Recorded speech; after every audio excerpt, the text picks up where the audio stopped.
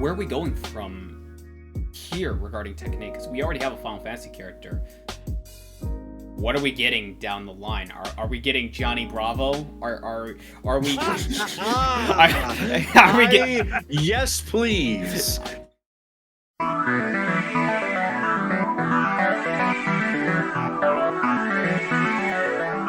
Hello, everyone, and welcome to the Autumn Colors Podcast, the podcast where we all get ready for the next battle. I'm your host, the announcer of this night, the Sozo-sha. Today, I'm joined with the Final Fantasy collab character with a sword, Arashi. I'm here to even the odds. Any objections? And joining I us... have one.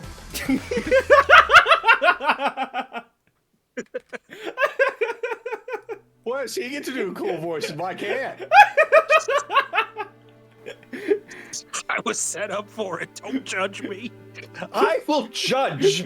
I will silently judge, but I will judge nonetheless. He says holding up a 10 out of 10. How dare you, writes 10 out of 10. I can't believe this takes a photo and blows it up as a poster. You should be ashamed of yourself. Ads on social media on your biggest fan. But seriously, hi, how y'all doing? Yeah. And joining us also is the boxer that hails from Britain, codename CMB. I exist. So does But I'm Steve. told that you're a boxer. I exist. But shouldn't that stand for something? That you're boxing? That's important. I mean, you live your life taking hits to the face. It's really not that important. You get paid to be punched. I lose most of the time. You're still paid. You know, some Twitch viewers would pay to get that kind of treatment. All right, everybody, comment below if you want a special episode for he gets on camera just so he can get punched in the face. If it reaches 100 likes, then he will get punched in the face with brass knuckles.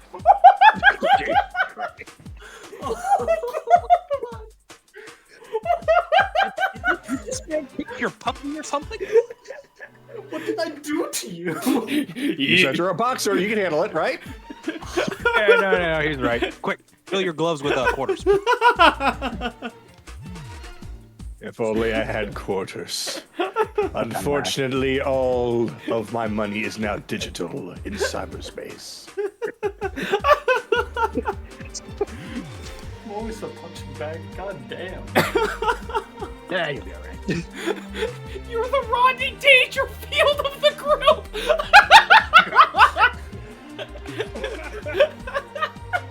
God, no.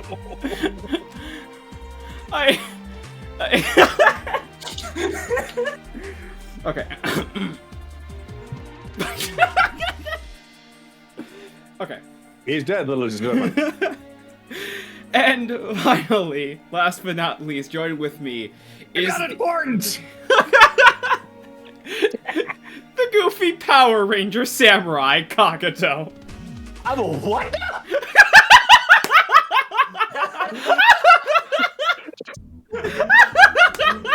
I beg your pardon. If I am going to be Power Ranger material, not only will I not be a samurai, but I will be maliciously stroking whatever evil mustache that I have, and I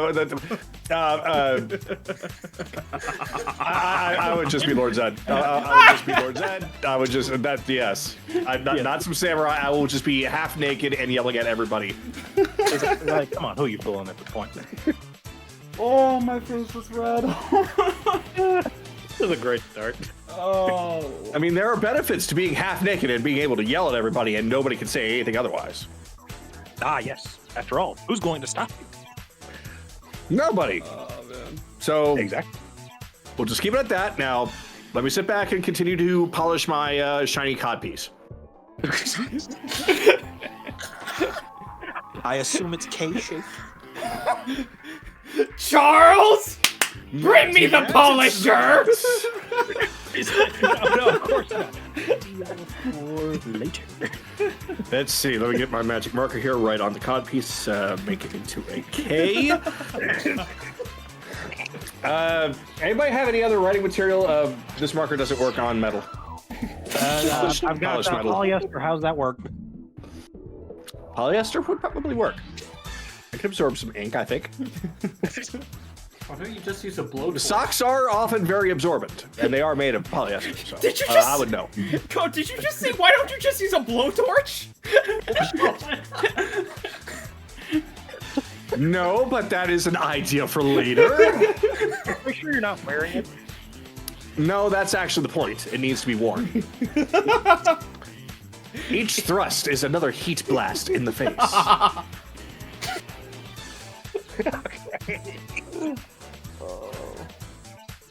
Your mind went somewhere else. I'm talking about a flamethrower. No. You dirty mine went pervert. to Dead Rising. This guy knows what's up. You say mine went somewhere else. I just think of the Shaolin Showdown episode. The golden baby just pelvic thrusting diapers. Oh no. I'm sorry, but I don't believe I've watched this show. Please, could you elaborate? Pelvic thrusting diapers, like is he firing diapers from his pelvis? Or did he just get himself a little bit too heated when it comes around babies? It's the first one. So Okay, that's a little less bag, but it's still kind of crazy. Shaolin Showdown is a show that had a bunch of like it's martial arts mixed with magic, Chinese philosophy, whatever. But they have this item called Sweet Baby Among Us. Well before Among Us. You fucking serious? Yes, and they summon it. It's just a big golden baby that pelvic thrusts, and it just shoots diapers. Reminder, this was a show for kids. Yep. Sounds like summoning the fucking Ginginator, only with diapers. You know, when... And for whatever reason, my mind keeps wanting to imagine it as like a Mega Man power-up. Just firing diapers. I mean... yes. Baby man. Oh. So yeah. So today we are talking about Tekken. Not anymore. We're talking about pelvic thrusting diapers. Please no. Put in under the title. Are we sure? Look, good nights cannot be top. They are S tier. S tier. You can down 3 tier liters of Mountain Dew and you go to sleep. Your ass is not went into bed. That is like a pelvic. That's a mattress around your pelvis, dog. I didn't expect this conversation to turn this way. My words. Nobody expects the random stupidity that comes to my mind. No. You're in the right place. Just take that phrase. Nobody accepts the random stupidity that comes to this. At least I'm comfortable. At least I'm safe inside the podcast. At least I'm safe inside the podcast.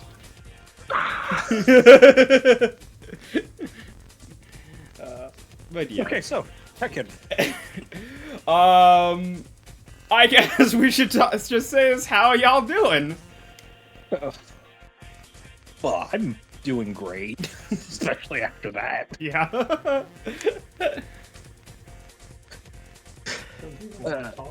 I'm suffering from crippling anxiety and panic attacks. I've been needing to go to the doctor very, very, very soon, but I can't. Canada is making it very difficult.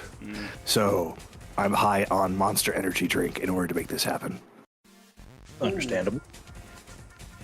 I mean, And hey. we do thank you for coming. I mean, hey. If it works, it works. We all got our coping mechanisms. That's half true, basically. I am feeling a lot better. Yeah, because like you were talking about that, and I was just like, I was willing to push this back. Just like, hey, I mean, 100%. Just like if you need the time, and I was even willing to say, hey, if you aren't able to make it or anything, we could always reschedule, and that's perfectly fine. But yeah, I've been getting better. Like every day that goes by, I feel a little bit better. So what I said was mostly an exaggeration. It's been several days since the worst of it, so I'm okay. Okay, that is always good to know. Yeah, I just don't know what caused it. It just happened randomly, so I'm just throwing up my hands saying my body is weird. And as for me, I pretty much would like to rehash the conversation I had when we did Marvel Rivals the other day. So this is 2025, correct? Yes. I need to double check.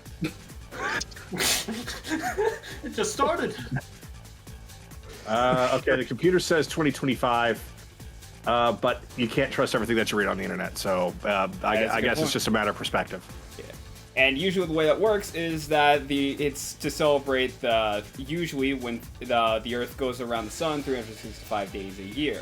And there's also a particular theory called the vortex theory, where instead of our Earth and our solar system just being like a disk and spinning around, it's kind of like a comet. And by that logic, you could also say that with every rotation, the Earth progresses differently than it was in the past. So this year's rotation could, by that theory, be different from last year's. So the question I had after all of that is, if the Earth is progressing from what it was last year, why the fuck am I still stuck in unemployment?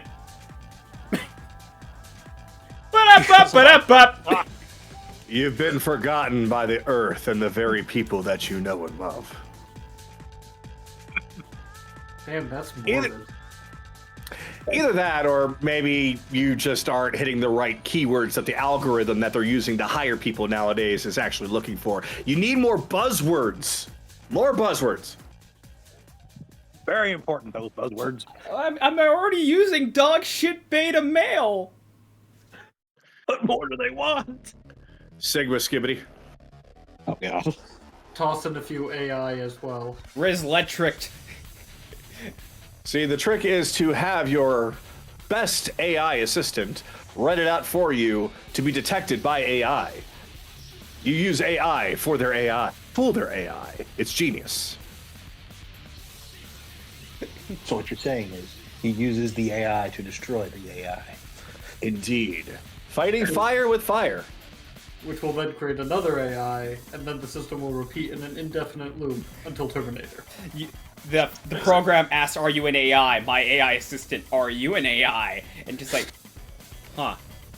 I never thought about that. Look, nobody even really knows anymore. Teachers are flagging students for having AI submitted projects when they're literally just typing up something and turning it in normally. Yeah. AI sucks sometimes. Yeah.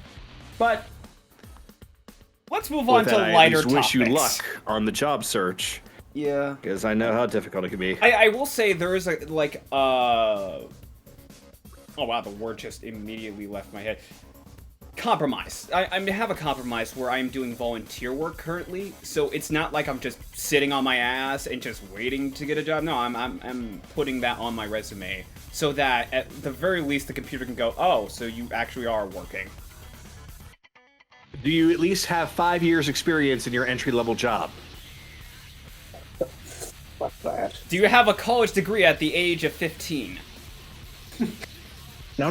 That's too old. That's too old. They want you to have a college degree from the womb. They want you to have a college degree in conception. Dr. Fetus. Dr. Fetus signing in. Exactly. It's funny when you go through it, because, I mean, even though I have a bachelor's, when I want to apply for the jobs I want, they say, we need a master's. Are you fucking kidding me? I have to go back? I don't want to go back. I refuse to go back. But yeah. So anyway, Tekken. Yeah, Tekken. So yeah, I called y'all here to, well, it was to talk about Tekken, but now we're just talking about whatever. But yeah, we can talk about Tekken, I guess. What else You know are what we shouldn't, but still label it as such, and then it'll confuse the fuck out of everyone and think that they missed something. Then they'll listen to it again, and that's gonna raise up your algorithm. I mean, what else are you gonna do on a Tuesday night? Try to take over the world. You're goddamn right. Yeah. So yeah. We should talk about Tekken. So, out of curiosity, what are y'all's backgrounds regarding this game? I've been talking a lot. I'll be silent at this point. It's okay. Okay. No, you're fine. Well, that's the case then.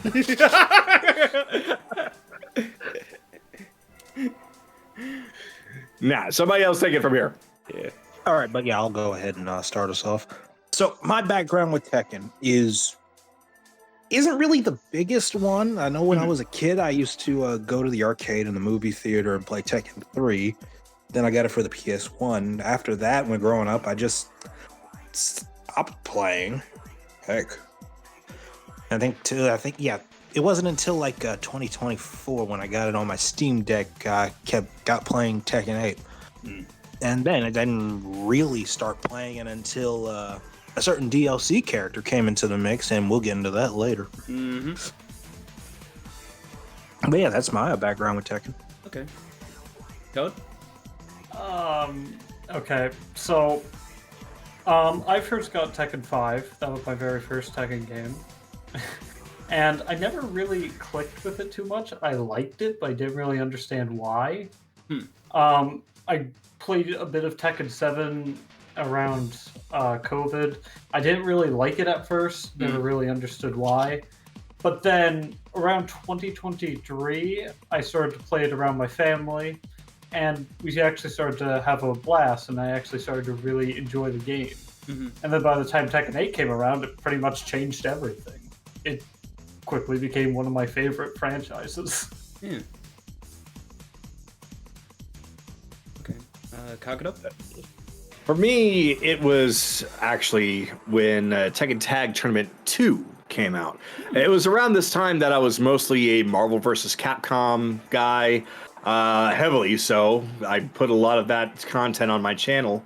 And I was also really more into like Street Fighter. So 3D fighters were not really so much of something that I had a lot of time with.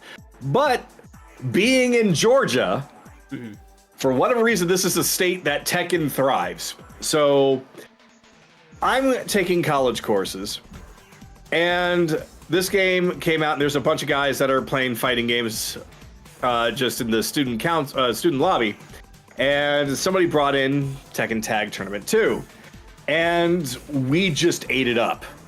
I joined in, a bunch of others joined in, and I found myself buying it for myself, trying to get better at the game, and we played it almost not exactly non-stop, but daily for about a year before we eventually moved on to another fighting game, but we played it a lot. Okay. All right. As for me, it's a little tough. It's a little tough to say on the whole, but starting from the beginning, this was like Tekken. Tekken was one of the first games I really played, next to Grand Theft Auto 3, of course, and it was like the whole thing is that I grew up in a household with two older brothers, and the brother I genuinely do still love and actually hang out with to this day would every now and then, just boot up the PS2 and we would play Tekken Tag Tournament. So that theme song, the music from Tekken Tag, the albeit janky controls nowadays, but still fun gameplay and whatnot, and modes like, Tekken Bowl and everything. That was just the fun we had, just in the basement on a PS2 in the early 2000s and everything. And that was kind of my experience with Tekken for a long time, and it wasn't until I started getting more into, buying my own games, it wasn't until I started actually playing and seeking out other games that I got to more into the series. So after that, I played Tekken 3. I loved it. And then I played Tekken 4, which I think is, to this day, is one of the... It's it's a decent game, but it's one of those games where it's just like, yeah, this isn't Tekken to me. It's everything is sad now game. And then I played Tekken 5, which I genuinely did love, but it was definitely around that era where, like, PS3 came out, so I didn't really have too many people to actually play that with, unfortunately, but I still liked it. Then I got Tekken 6, and for a long time on the PS3, that was pretty much a majority of my online time, that mixed with Soul Calibur, and yeah, I just genuinely loved it, and I was just like, oh man, I enjoyed Tekken and everything, and then that was it. Like, after that and Tekken Tag 2, that was it. And then 2020 comes by, I'm getting myself a PS4, and I have no idea what, like, video game business industries and whatnot are doing with their online practices, because I'm so in the dark. Like, the most top tier, like, system I had regarding gaming was a PS3 until 2020. So I've been out of the loop for so many years. So I get a PS4 and I'm thinking, all right, I'll just buy Tekken 7 and then I guess I'll just jam out with Tekken like I used to do in the old days. Oh, I need to have an online membership because I bought this on PS4. Yeah, and that led to me pretty much dropping the series because it was just like, essentially Sony just gate-kept me from one of the funnest things about Tekken was playing online. And then I realized, oh wait, after getting a Steam Deck, oh wait, I actually have Tekken 7 on Steam Deck, so I played that and I genuinely actually fell in love with it again. And then last year in 2024, I bought Tekken 8, and it's just... I'll get into some things about it later that I do want to bring up, but genuinely, Tekken 8 was a genuine love letter for both Tekken fans and the FGC to me, and it's just so many characters being brought back up, and some characters that have been brought back after so many years, like Jun Kazama being brought back. Like, I genuinely felt like in love with what they were doing with this game. I absolutely did. And yeah, like, it's just like, now I just try to actually push my friends into playing Tekken 8 so that, you know, if they don't know the game or anything, I can at the very least try to teach them the basics so that we can just have some fun. So, yeah, that's pretty much my whole history. And I can safely say that did work, because we're still playing to this day. Even if me and my girlfriend are sharing the one copy through the game share. Yeah, like, definitely, I think, I did have to, like, encourage Smug a bit, because it was just, like, she was like, oh, no, I don't want to play Tekken now. It's just like, bro, I'm not asking you to be a punching bag. I'm just saying, hey, let's just play some rounds. I don't care about winning or losing. But yeah. That's how it starts. I will say, if I was still 16 years old with a stick up my ass, I probably would. But genuinely, like, I don't know, if one of these days, Kagado, if you want to join us for Tekken 8 one of these days, you can feel free to, but I have very much become more, like, kind of laid back and relaxed with this, like, just playing, like, fighting games or any game in general, because it's just like, yeah, I'll play games that are competitive, but it's just like, one, I don't get paid for this shit, and two, I like to live the stressless life, so I like to take shit easy so that I don't stress myself the fuck out, because that's not exactly, here's the thing too, is that for that, there's a reason for that, because when I get stressed out, I end up getting, like, stuff like canker sores in my mouth, and stress has deteriorated my health over the years, so I try to be more relaxed and chilled back, and try to take things easy regarding games. And so, if it means just, hey, I'll take some losses, if it means being able to help train some newbies to at least be able to take a punch and be able to hit enemies when they don't block low, I'll by all accounts take it. Likewise, yep. I've gotten to that point too. I've kind of retired from any kind of competitive scene when it comes to fighting games, so now I just play to enjoy them. Yeah. It's like super hard to enjoy it with my family because now I get so good that when I hold back, they get pissed when I hold back. Oh, so that's where you get it from. Looks straight at me, Codes goes, I learned it by watching you! You're a terrible influence and you need to be ashamed of yourself. Never! Never! How about new? How about new? Yeah.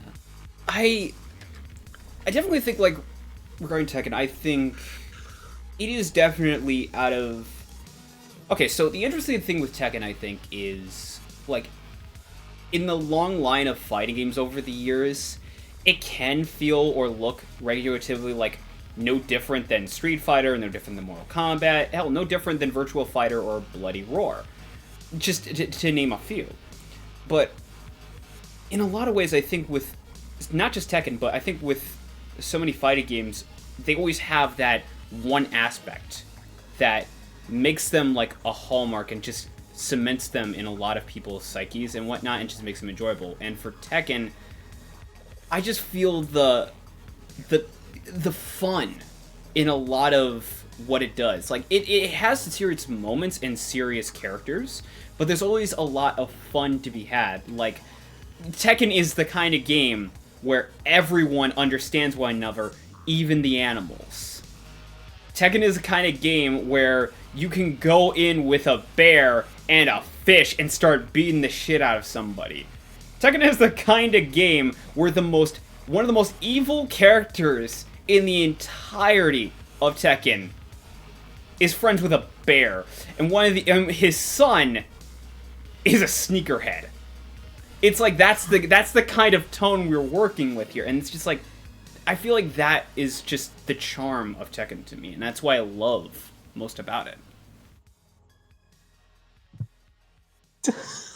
It definitely doesn't take itself seriously. Especially when you have situations and family dynamics where they're throwing each other off cliffs into volcanoes and still somehow crawling back up to do it again. And again. And again. And then Kazuya fucks off to smash and throws Kirby off one, just like, that didn't work. But he got everybody else, though. Oh, man. Yeah, it's interesting, because I feel like Tekken is definitely more itself when it doesn't take itself seriously, but, you know, when it does take itself seriously, it does have its moments. I do like it, but then there's times where I feel like it takes itself too seriously, like to bring it back to Tekken 4, which was the game that reportedly the director of it actually threatened to leave because it was so much of what he didn't want for the game. It was so serious. It was so, like, it was just so serious, so dreary. So much of the comedy and so much of the charm had just been, like, whittled away. And then they just worked on Tekken 5 and it was just, like, back to form. Yeah, it's like when I'm playing fighting games, to go a little off the path for a minute. We see all these serious stories, assuming a fighting game even has a story at times, and it's just like, boom, boom, god damn it, I don't hit me with reality for 10 seconds. I just want to enjoy myself and punch someone in the face. Yeah. And then when I get to Tekken, it's like, this. I like this. I like it when a game doesn't take itself overly seriously. Because, like you said, we have kung fu fight, we have martial arts fighting bears, a genuine evil person, friends with said bears, and two luchadors who have stayed in character, that have committed to the bit for, I want to say, a whole 17 years. I look at this and go, I want more of this. I haven't played Tekken 4 in that time because, yeah, my whole thing as a kid. And from what you were saying, it was basically sounding like the same thing. So I'm glad they just decided to steer far away from all of that.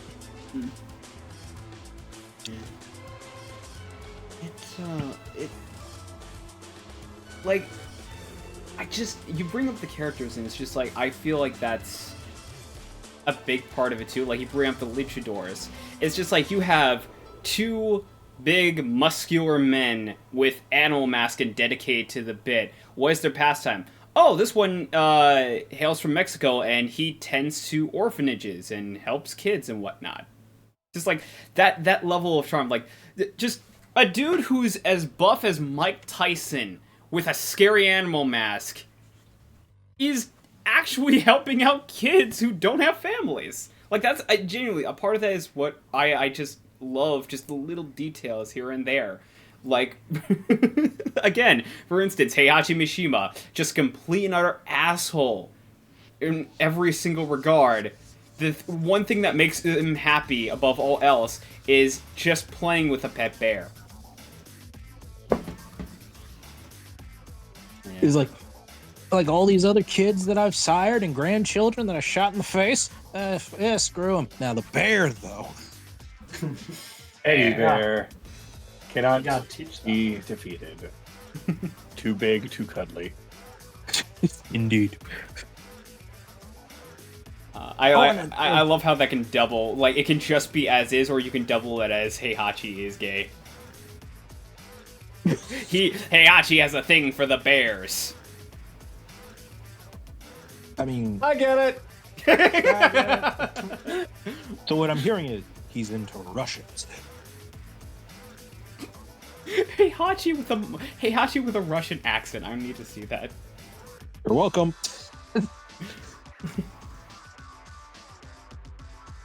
But yeah. Go ahead. It's just it's definitely interesting, and regarding like some of its serious moments, it's interesting when you like, even in terms of just looking at the story itself.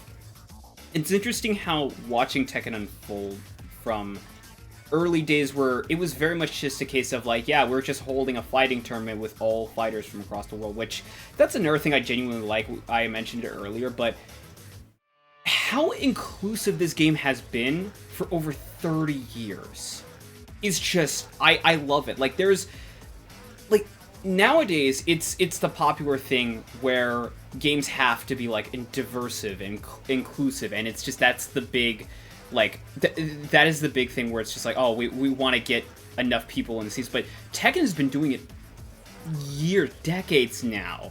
We've had stuff from, like, again, a luchador that hailed from Mexico, to a dinosaur that farts, to a wooden doll possessed by a spirit, to a robot. Like, it's just the amount of, like, I love that. Just genuinely 100%. But again, with its story, it's interesting to see it unfold, because it went from, again, just this tournament that was held to everyone across the world, to now we're dealing with angels and devils. It's so weird, but at the same time, that is, I think, again, a part of what I love about Tekken, is just how chaotic and abnormal it is. Always humble beginnings, and then sequelitis comes in. And yet, unlike the Fast and the Furious, when this goes to space, it fucking works. Yeah. Oh man, it's like it just has those over the top moments, and yet it's again on the same level of stuff like Devil May Cry, where it's just like this game wouldn't be what it is nowadays if it didn't have that over the top, like, we're not gonna take ourselves seriously, but this shit is cool kind of vibe. I mean, speaking of over the top, another reason why Tekken kind of stands out is also the insane amount of moves any character can pull off. Oh yeah. Compared to Oh, like God, most yes. fighting games, where it's kind of dumbed down, like Mortal Kombat and Street Fighter, where it's very dumbed down. You could kind of pull off anything, even with any, I would kind of say any skill level. As yeah, even when me and my brother play, I'm just like, oh shit, never seen that move before. I didn't know he could do that. Well, I guess time to spam it. Yeah. Yeah, pretty much. Learn new move, use new move. Yeah.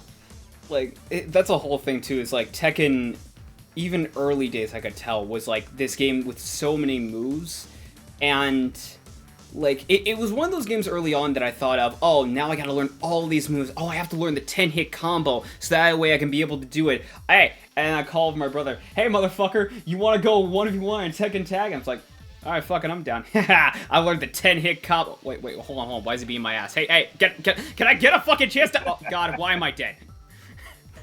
It went from that for me to understanding, in a lot of ways, sort of the encouragement of player choice Tekken has, because you brought up the whole thing of the moves. Like, the idea of, like, yeah, and you could just go with the handful of moves that everybody does with insert character here, or you could look at these other moves and go like, oh, you know what, that's actually pretty interesting, I'll use that, and then just repeat them, and that becomes, like, your moveset. As opposed to, I think, like, anime fighters, where, because, yeah, if Mortal Kombat is dumbing it down, absolutely, anime fighters are the US education level of dumbing it down.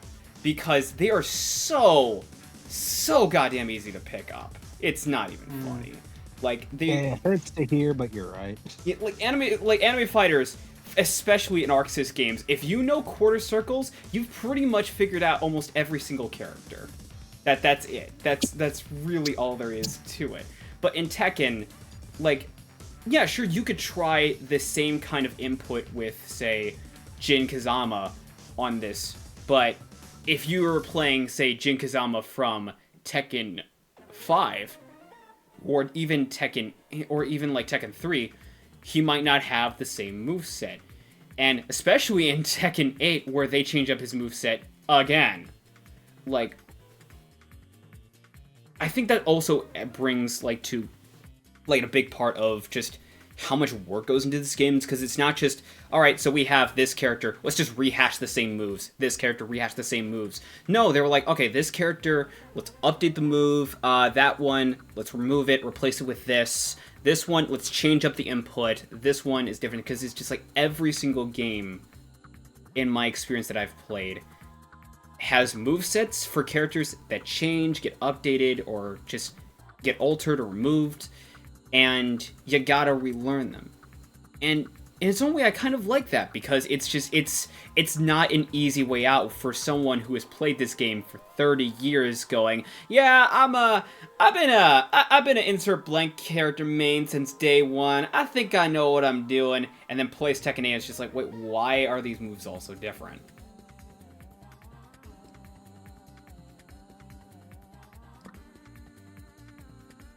Oh yeah, it's to yeah, seeing all these different, seeing that entire move list, like ranging from sometimes I want to say up to 50 for some, and to like 180 something for like folks like Yoshimitsu.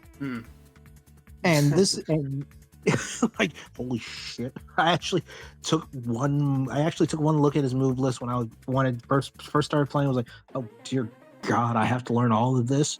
But then as later as I was playing, I, like you said, I don't have to learn everything. I could just pick what I want to learn and then work from there. It was how I was able to go from Yoshimitsu to Dragunov. Yeah.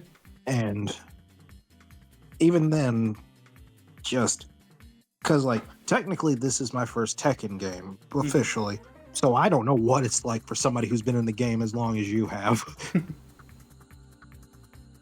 It's, I will say it's a lot easier nowadays, because, I forget specifically when it started, but I'm just gonna take a shot in the dark, probably say Tekken 6. The game became a lot more easier to play. Like, inputting moves and different combos and whatnot became easier. And then Tekken 7 introduced basically Tekken's version of fatalities. Or, you know, the Soul Crash moves from Soul Calibur. Just the finishers. And then Tekken 8 comes in, and they introduce simple controls. Which, yeah, since Street Fighter 6 has come out, that's been contentious in the FGC. But mainly I've been hearing it from people who are casuals or scrubs. It's just like, oh man, just like, what, like, you're using simple controls, boo, boo. But it's just like, I look at this and I'm like, no, I know why they did it. Is because, like, these companies understand a lot of the people who are, like, who played these games in the arcade, like, they're not the only audience anymore. Now there's a bunch of people who have played fighting games at home, and a lot of them don't really have the time or the patience to actually just individually learn these characters one by one or anything, or even learn one. So you input simple controls so that at the very least people can get a taste for how the character is. And, you know, if you're new to the game and everything and you use simple controls, it's really interesting because what I've noticed is I see somebody using simple controls and they play with it for a bit. After some point, they get so into it that they just flip it off and they just still have fun. And it's just like that. I love seeing that because it's just like, I love seeing people go from 0 to something. It's just such a great thing to see when, like, I try to help people with fighting games. Oh yeah, it's that great feeling to have when you're just learning, and then finally you take the training wheels off and see where you stand. Code Kakuto, you guys want to lay out something? I've been talking for a while. Well, I mean, didn't want to interrupt. It was good. Yeah, I just like I've been pausing just in case like anybody wants to just jump in, and just like I'm starting to feel like am I taking up all this time and everything? If you guys want to talk, feel free to. You are fine. Okay. I told you, I exist. Yeah, you do. This has been the input from Code. But yeah, I give my inputs every now and again, and if anybody else wants to step in, feel free. I just don't want to interrupt people. You just want to be rude, damn it. That's just being respectful. But this is the time to stop being respectful and bring out your inner asshole. Yeah. Like my rule, if you want to know my rule, it's this. It's essentially the same rule I do with traffic. If nobody does anything in the next 3 seconds, fuck y'all, I'm going. that's how it is. That's actually, yes, that's agreed. Yes, indeed. Yeah. All right. So you, sir, have the floor. Quit your crime, be a big boy. Okay. Didn't think. But like a whole reason why I kind of like Tekken as a whole is just unpredictability, because a lot of the series just has a lot of moves that you'll never see, like the insane move list. But just because of its fast-paced nature, the game can either feel like the most stressful thing in the world or the most casual experience. Because if you can get your opponent to stress, you can make them easily overestimate what you're going to do next. And I love that, because I use that to my advantage every single time. And then I get my ass handed to me every single time. Because it's not like traditional other fighting games where it's like something like Mortal Kombat, where, yeah, you have a limited number of moves, but I mean, you can easily know what move does what and or predict it because it's a smaller move list. Because you have pretty much a massive amount of different options, you have to kind of predict what their most likely attack will probably be.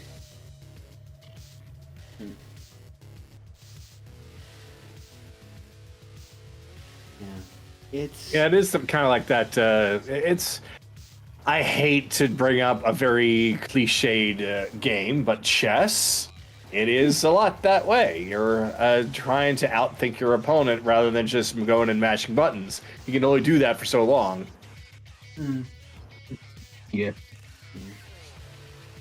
Yeah, it's interesting when talking about this because, like, I don't know, like, yesterday, I'm just, like, you bring up chess and I'm just thinking of other games where it's, like, a sort of system like that, and it's, like, and I immediately think of Yu-Gi-Oh!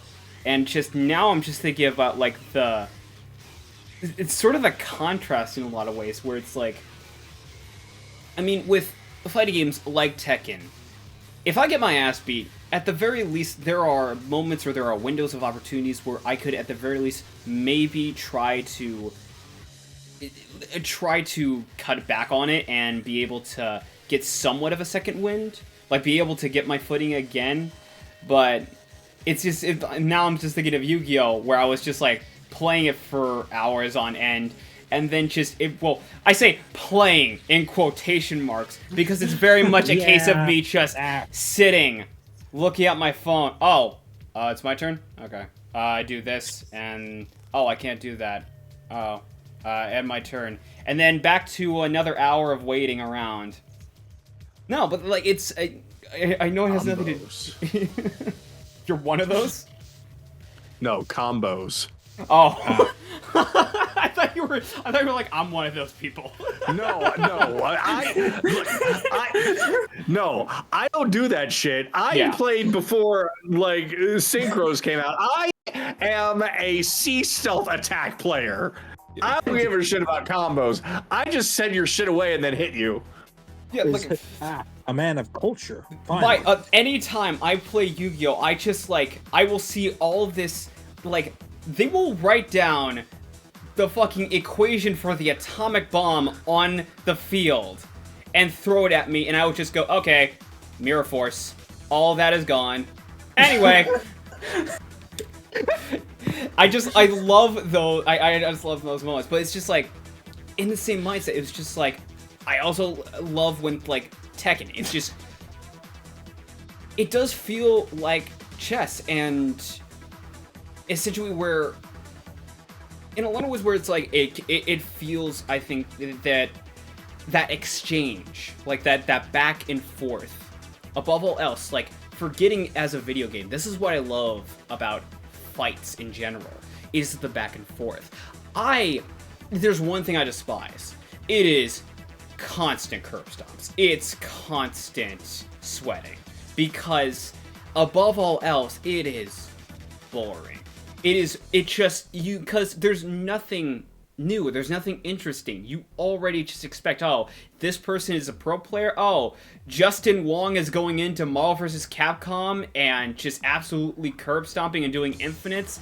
Oh man, I wonder if he's gonna lose. Oh, he doesn't lose. No, but I like the moments where it's literally just like, and I will do this in Tekken as well, where it's just like, I have the upper hand and whatnot, but I will make it a habit of, if I get something out, stop, pause, give them a moment to get back up. All right, now it's your turn. See if you can actually take me down. And sometimes they do, and other times I'm just ready for it. And that's genuinely what I like about being able to do that, is just, I love to give my opponent a chance to actually get up, because I'm not here to run you for your lunch money. I'm here to fight, and if you ain't gonna put up, well, you better shut up. So typically I'm there to try and take their lunch money. And when they don't pay up, then I will send somebody to their house. My ankle. They got me. It will be a very well-dressed man with probably an overly sized mustache, not quite Eggman level, but just a mustache, just well-groomed enough to serve him a set of papers that just say, "Go fuck yourself." Uncle Ben? Legal. Uncle Ben, what happened? They got me for my phones, Peter.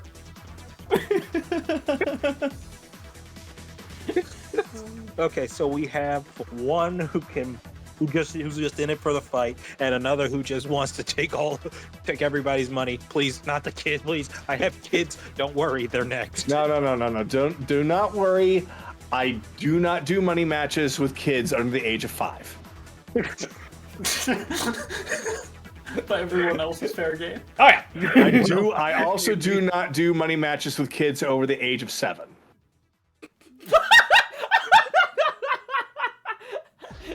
Your 5th and 6th birthday. So you want to play Bloody Knuckles? All right, let's go. Happy birthday! I got you a new game. You want to play? Just imagining you have a business card and it's like, hey, I heard you turned 6. Here you go.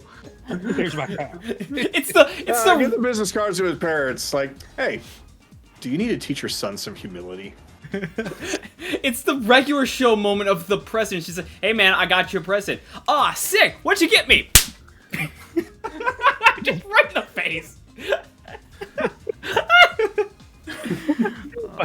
Like I was gonna say, where I was going with this. Yeah, we've faced that, especially while not only while we were playing with Sozo, but when I was going on my ranked adventure with Dragunov. I have been through the lows of the people just learning to play, and then I got my shit wrecked in by an Oscar at one point. But so yeah, I get it. I get where you're coming from. It's like the sudden curb stomps are just boring as hell. Yeah. It's the fights where you're enjoying yourselves, you're giving, you're taking, and when it comes close, those are the ones that are the most fun.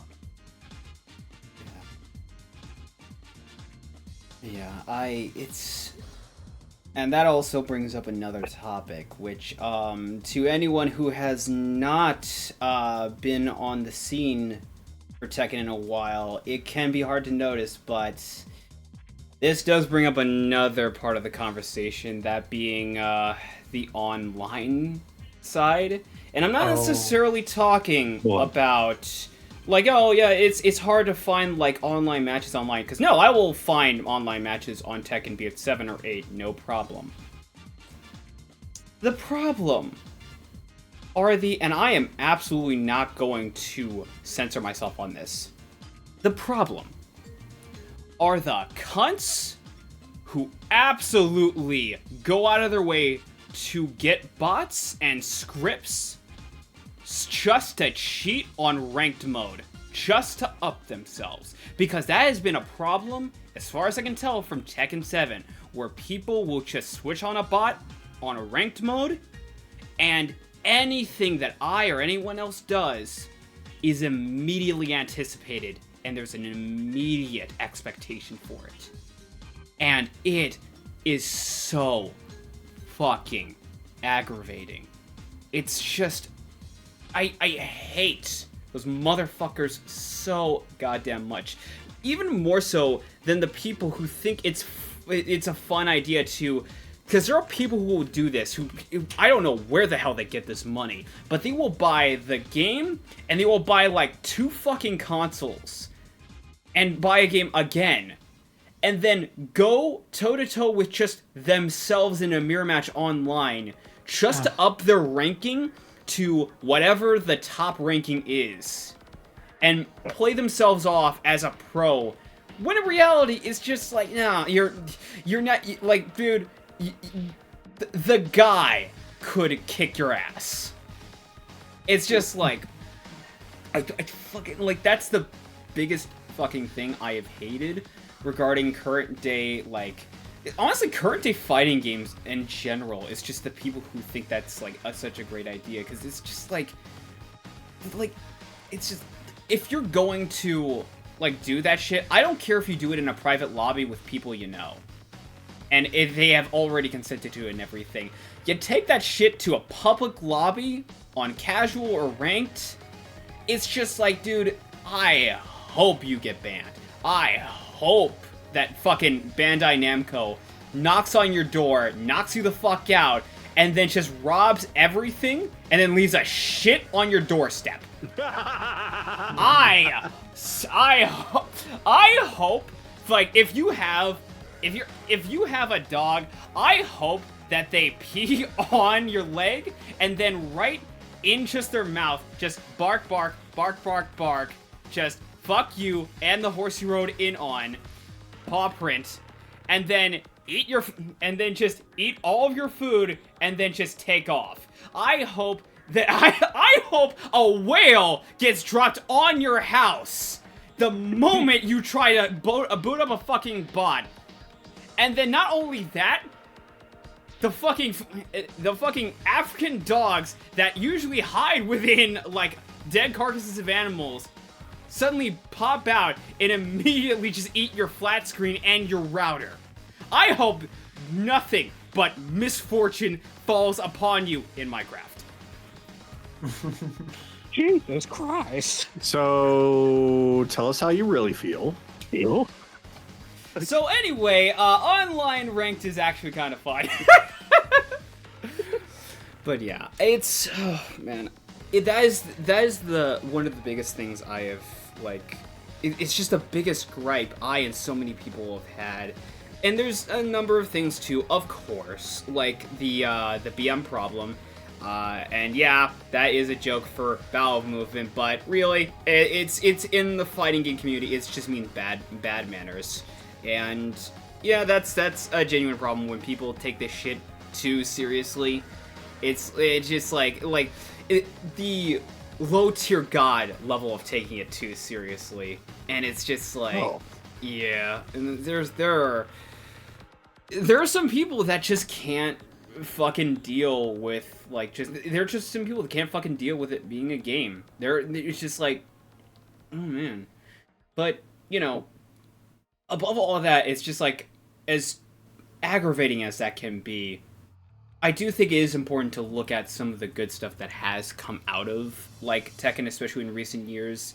Like, one of my favorite highlights of Tekken in the last 10 years or so, I think, I have to check the date on this, but there was a documentary about the genuine real-life underdog story that is Pakistani Tekken. If nobody knows what I'm talking about, legitimately look this up on YouTube. It's a story of Arslan Ash and how he actually went up to EVO and won a tournament, like, a year, like, went through hell and back to make it to EVO and participate in the tournament. Nobody knew who this guy was, where he came from, or even, like, how good he was at the game, but he genuinely clutched in Tekken 7, and it was just, like, in so many ways, it was like a saving grace for Pakistan. And just, like, he became just this cultural, like, idol to the people in a lot of ways. And it's just, like, it just did wonders, and I think it also, like, in a lot of ways for Namco and the people who do Tekken, it opened their eyes to, oh wow, so this isn't just a game where people from Japan, people from Korea, and people from America, this isn't just a game that reaches those markets. This is a game that reaches everybody. This is a game that's global. And I really feel like, regarding with Tekken 8, I really feel like that has been, like, their biggest, like, focus, is that now it's a game that's targeted as a genuine esport, and it's a game that where they acknowledge that, yeah, everybody across the world, if they can, plays Tekken. And that's, I think, the beautiful thing that has come out in recent years regarding the game. It went from being this arcade game that, like, people in at the time, I believe, a niche community genuinely enjoyed and found some friendships and whatnot, and times even started their own tournaments. It went from that to this worldwide phenomenon on the level of, like, other esports, except this one actually isn't boring. Shots fired. Yeah, I will 100%. I will die on that hill. I regret nothing. I lived as few men dare to dream. Yeah, genuinely, I will 100% say this. Competitive esports are kind of boring, honestly, and like it's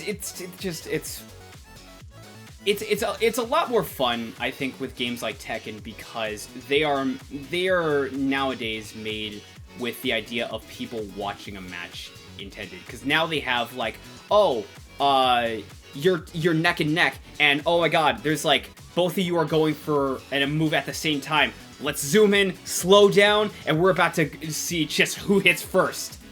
Sometimes. This is what I love too about it. Sometimes you just whiff and both of y'all fucking miss. And it's just it's one of those moments that's just so great to me.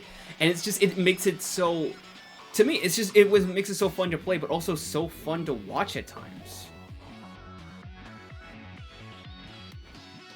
But like with any kind of sport, like it's always really fun to see not just how good these players are, but what new things they bring to the table. Yeah. What in fighting game, using fighting games, using Tekken, what new character is now climbing the ranks, using what new tactics, what kind of counter picks are being chosen, if that's allowed in the tournament. Some do, some don't. Yeah. Most of the time they do. But it's just a matter of just like seeing what people are able to do with what has already been shown and how it can improve. Yeah. What can make it even more amazing or bring back that spark from previous times. Yeah.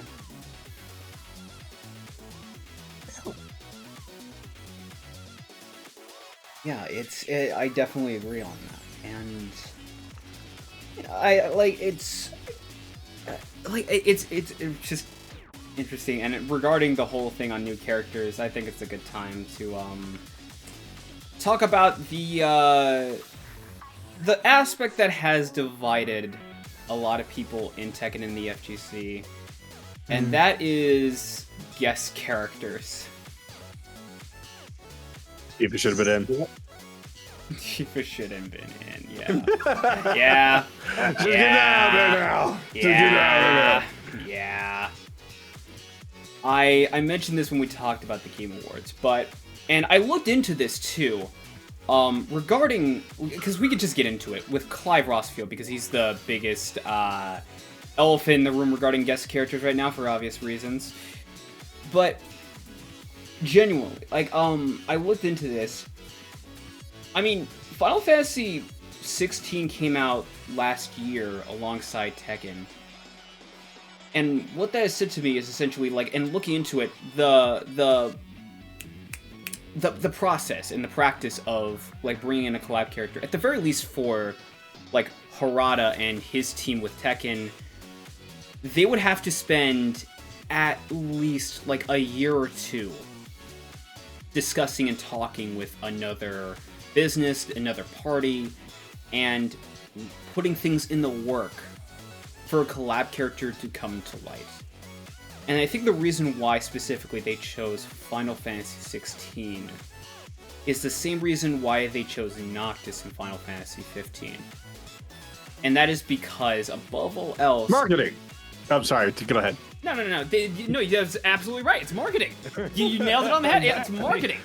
Because, look... Everybody knows who Cloud Strife is! Everybody knows who Sephiroth is! Everybody knows who Tifa Lockhart is! Final Fantasy XIV is at its utmost peak right now. It is the new World of Warcraft. Everybody knows these fucking games. Who the fuck knows about Noctis in Final Fantasy XV? Who knows about Clive Rossfield in Final Fantasy XVI? That's the big thing here, is that I think, above all else, they wanted to... Because they already know, Square Enix is doing fine with Final Fantasy VII, the remake series, and Final Fantasy XIV. They don't really need any help regarding that. But there are other games. This is the company that is complaining that, our games are not making enough money, despite the fact that they clearly are making bank. that, yeah, all right, so you guys want to make more money? All right, we'll collab, we'll guest star your character for the newest Final Fantasy game, and we'll see where we go from there. And both times over, I 100% will say, like, Noctis, 100% believe one of the best-selling DLCs of Tekken 7.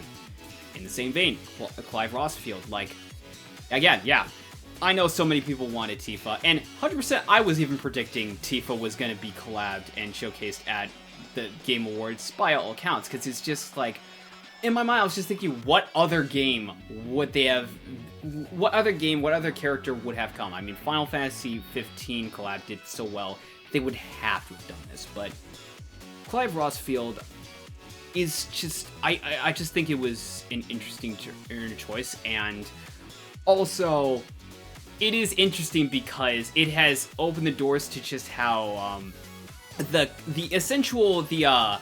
what I like to call the, we're not talking about that right now conversations. The, oh my god, Clive has a fucking sword. He shouldn't be in Tekken. I mean, so does Yoshimitsu. Yoshimitsu. But we're not talking about that. I mean, he has, like, an animal alongside him. Like what kind of character does that? Kuma and Panda. Kuma and Panda exist. We're not talking about that. Okay, well, okay, he has magic. He can fly and everything. What kind of fucking Tekken character can do that? Jack. Devil Jin. We're not talking Devil about Jin. that. That's the whole thing. Good. Just about everything that Clive can do in some way, shape, or form can apply to the Tekken cast as a whole. That's just the truth. And yeah, like, and I know a lot of people did definitely say, look, we would much prefer him in Soul Calibur. Yeah, absolutely. But the problem with that is the head pretty much had to leave because Soul Calibur 6 in Bandai Namco's eyes, their oh so brilliant eyes, flopped. Because that was the whole thing. Anyone who doesn't know about the story, Soul Calibur 6, the head director wanted to see if Soul Calibur actually had some life today, and they're like, alright, we'll give you a chance with 6, but you have to meet this quota within a year. If you can't, you're gone. He pretty much staked his career on this, and oh yeah, Soul Calibur 6 made its money back, but not in the time frame. So he left to work on Grand Blue Fantasy. So yeah. That's where he went. Okay. Yeah, I found that out. And yeah, so I ultimately think, yeah, Soul Calibur, unfortunately, I think it's just kind of, unless something changes in the future, like with Marvel vs. Capcom, I think Soul Calibur is just kind of done. So yeah, there's no excuse there, honestly. So yeah, if you want to if we're gonna have characters with a sword, it's gonna be in here, especially in considering I 100%. I was bringing it up earlier, but 100% with, I 100% believe nothing in Tekken is off the table, especially when we have guest star characters like Negan from The Walking Dead, who has a fucking bat with barbed wire on it. And y'all want to complain about Clive? Yeah. See, the thing is, people will complain and they don't do their research. Actually, that's pretty common. Most people don't actually do background research. They'll just complain on the newest thing. No, pretty people much. can do the research. They just don't want to actually either acknowledge it or believe it. So it's just a matter of, well, that doesn't align with my beliefs, so therefore it's wrong. I choose to believe what I was programmed to believe! But like 5 minutes of Google's research says otherwise. Well, Fake news. Well, 5 minutes is wrong. Fake news. And the keyboard is so far. It's just that Avatar Last Airbender moment. It's just like, can your science explains why rain falls from the sky or why clouds form? Yes! Yes. It can! I don't believe it. But yeah. Yeah, it's... I mean, it's... Like, I do have to say also, like... Clive is one of the funnest characters I have ever played in this game, even more so than Noctis. Because he's just so much fun. Like... when I did my video of Tekken and Gremlins, I specifically wanted to showcase me testing out the character because of that counter move. Like, to anyone who doesn't know, Oh yeah. Clive Rossfield yeah. has a move where he just taunts an enemy. As soon as you punch him, he moves back and then just attacks. I did that with Kazuya, and he was just doing the fucking 360 kick, and I countered him off of that. I'm like, that's busted. Are you shitting me? Yeah, a lot of people get caught by. Yeah, I 100% could believe it. Well, that, and also the only way to sell a DLC character is to have him just a little bit more busted than almost every other character in the game. Yeah. ELC privilege. Yeah. Damn.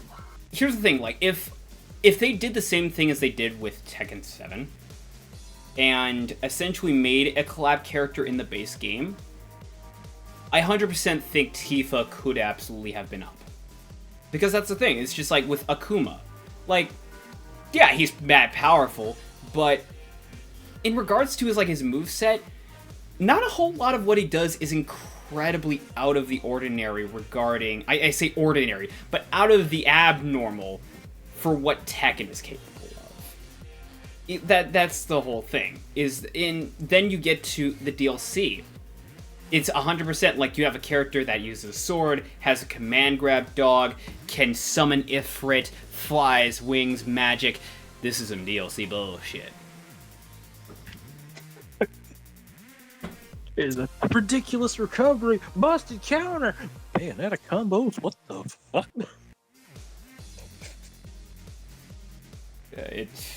He can do specials in the air. He can do stun locks. He can counter. He can do your taxes. Drive kids to soccer practice. He can pleasure you in ways that you've never felt before.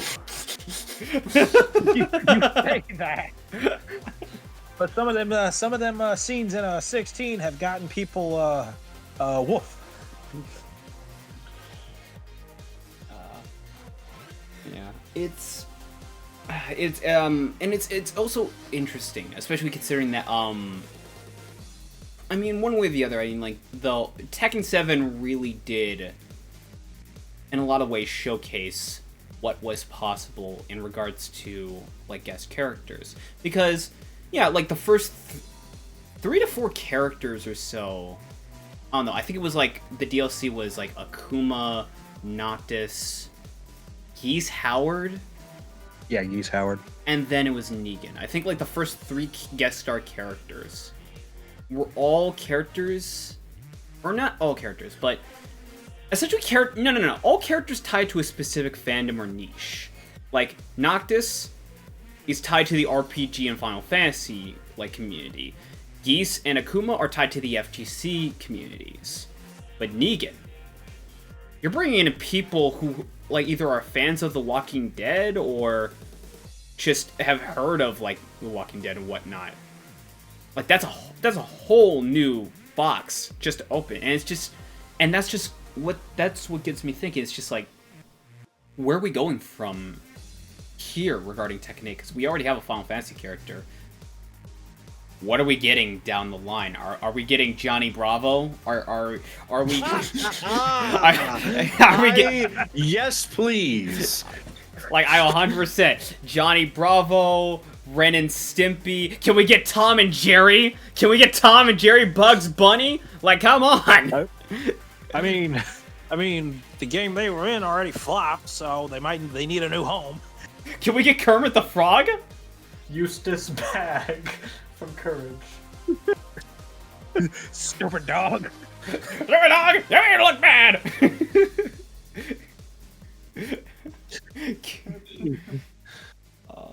Yeah, it's just so much fun, and I like, and also this also brought to light in terms of, like, outside the game what it also took to get collab characters, because, like I mentioned, I also said this before, but Harada, the director of Tekken, not too long ago came out with a whole thread explaining exactly what it takes to get a collab character. Like, there was a post where it's like, alright, hey, Harada, what would it take to unlock Segata Sanshiro? And he's like, okay, so here's what you gotta do. First, you have to contact Sega. Then, you have to be friends with Sega. And you have to have a decent, good relationship. And then, you have to be friends with the person in the team who own Segata Sanshiro. And then, you have to explain your best intentions and your particular mindset for what you had in mind for the character. And then and only then can you possibly get the green light to go ahead and do it. And after that, the biggest trial comes in the form of sales. Because if, despite all of our efforts, if Sega Sanshiro doesn't actually sell, the biggest consequence is people both at Sega and in our team can be fired. And that, I think, pretty much puts into perspective just how much effort, how much time goes into just bringing in Clive Rossfield of all people. I could also imagine it's kind of similar for some other fighters as well, because it's like, if you've ever played or heard of Mortal Kombat 1 with their guest characters, fucking Omni-Man. Oh, like, yeah. Ooh, if that did not sell well. Yeah. Oh, It did. It did. Yeah. It did. Omni-Man and Homelander, it did. Yeah. Yeah. And then Season 2 bombs, but hey, that's another time. Yeah. Like, yeah, that's an interesting topic in and of itself, but at the same time, it's like, I'm regarding, like, it's just interesting, because then we talk about collabs, and I almost forgot, like, a little bit of an announcement that happened last year with Guilty Gear Strive. They announced Lucy was going to be a collab character for this year's DLC. And going off the mindset of what Harada had to do for DLC characters, I'm just thinking, they most likely, the people who were working on Guilty Gear Strive did not contact CD Projekt Red or even Studio Trigger for ownership of Lucy from Cyberpunk, or not ownership, like collab and guest starring for Lucy from Cyberpunk Edgerunners at the get-go. It most likely would have happened when the show was at its peak. And then they were like, okay, so can we collab with the character? And that took up to the point where they announced it to actually get it. Yeah, that makes sense. Yeah. Which would explain why we were getting her and not, David or Rebecca. But it is what it is. Yeah. And and then there's also like, when you also dig a little deeper into like the history of certain like heads of certain projects, you also kind of piece 2 and 2 together. Like the head behind Soul Calibur, he was on friendly terms with Platinum Games and I believe Yoko Taro, the creator of Nier Automata, which is why in both Grand Blue and in Soul Calibur we got 2B. So yeah. And then regarding Akuma in Tekken 7, that's a no-brainer because Harada has been friends with the Street Fighter head for years, to the point where there's a video online of like a big event showcase where they're announcing stuff. The Street Fighter head comes on stage. Hey Harada, I remember we had a little homework. Do you remember? It was in the form of Tekken across Harada. Get out! Get out! Get out! just having a blast. Okay, that actually tracks you, yeah.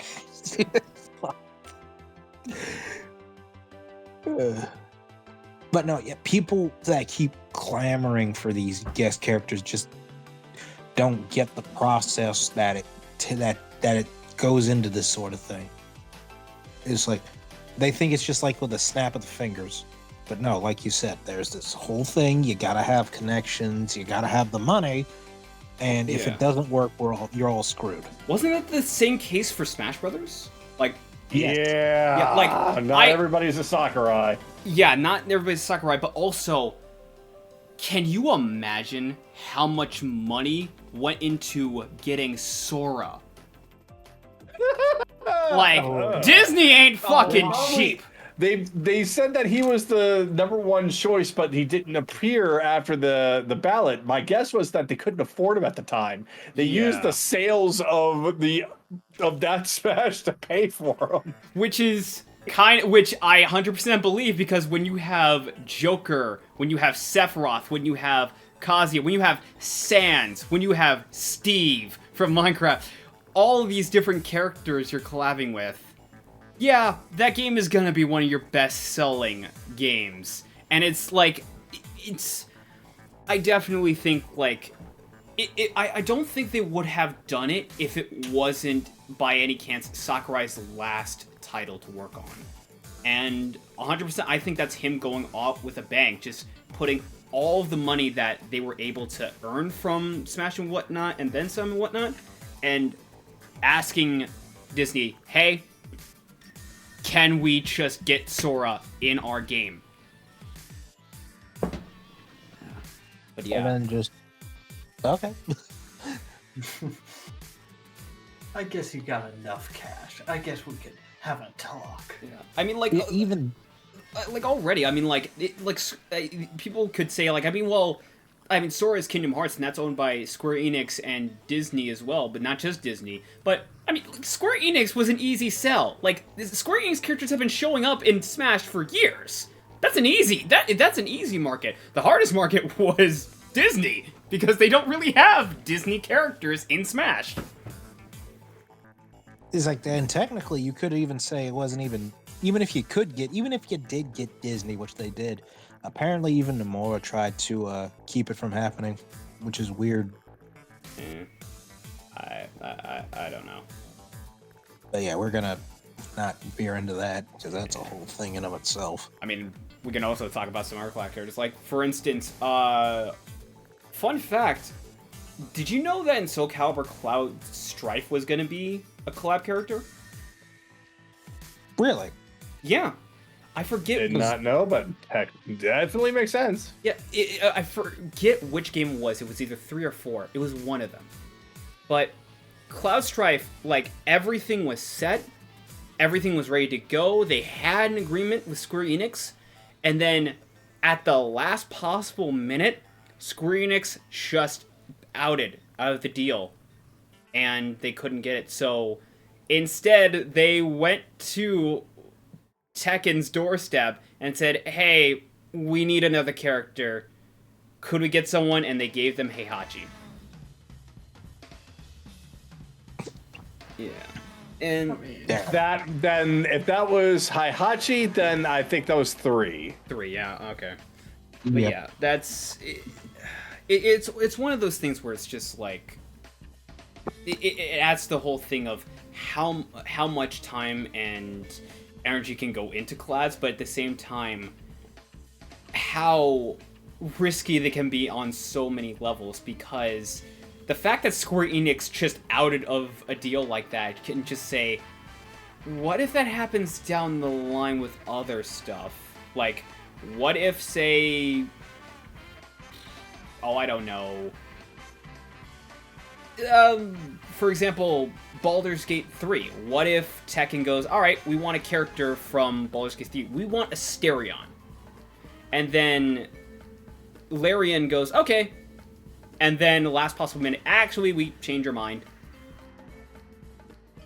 It's like, that's like all that work down the drain. Yeah, I know that probably wouldn't do it, considering I'm pretty sure like Larian Studios is actually a decent company and whatnot.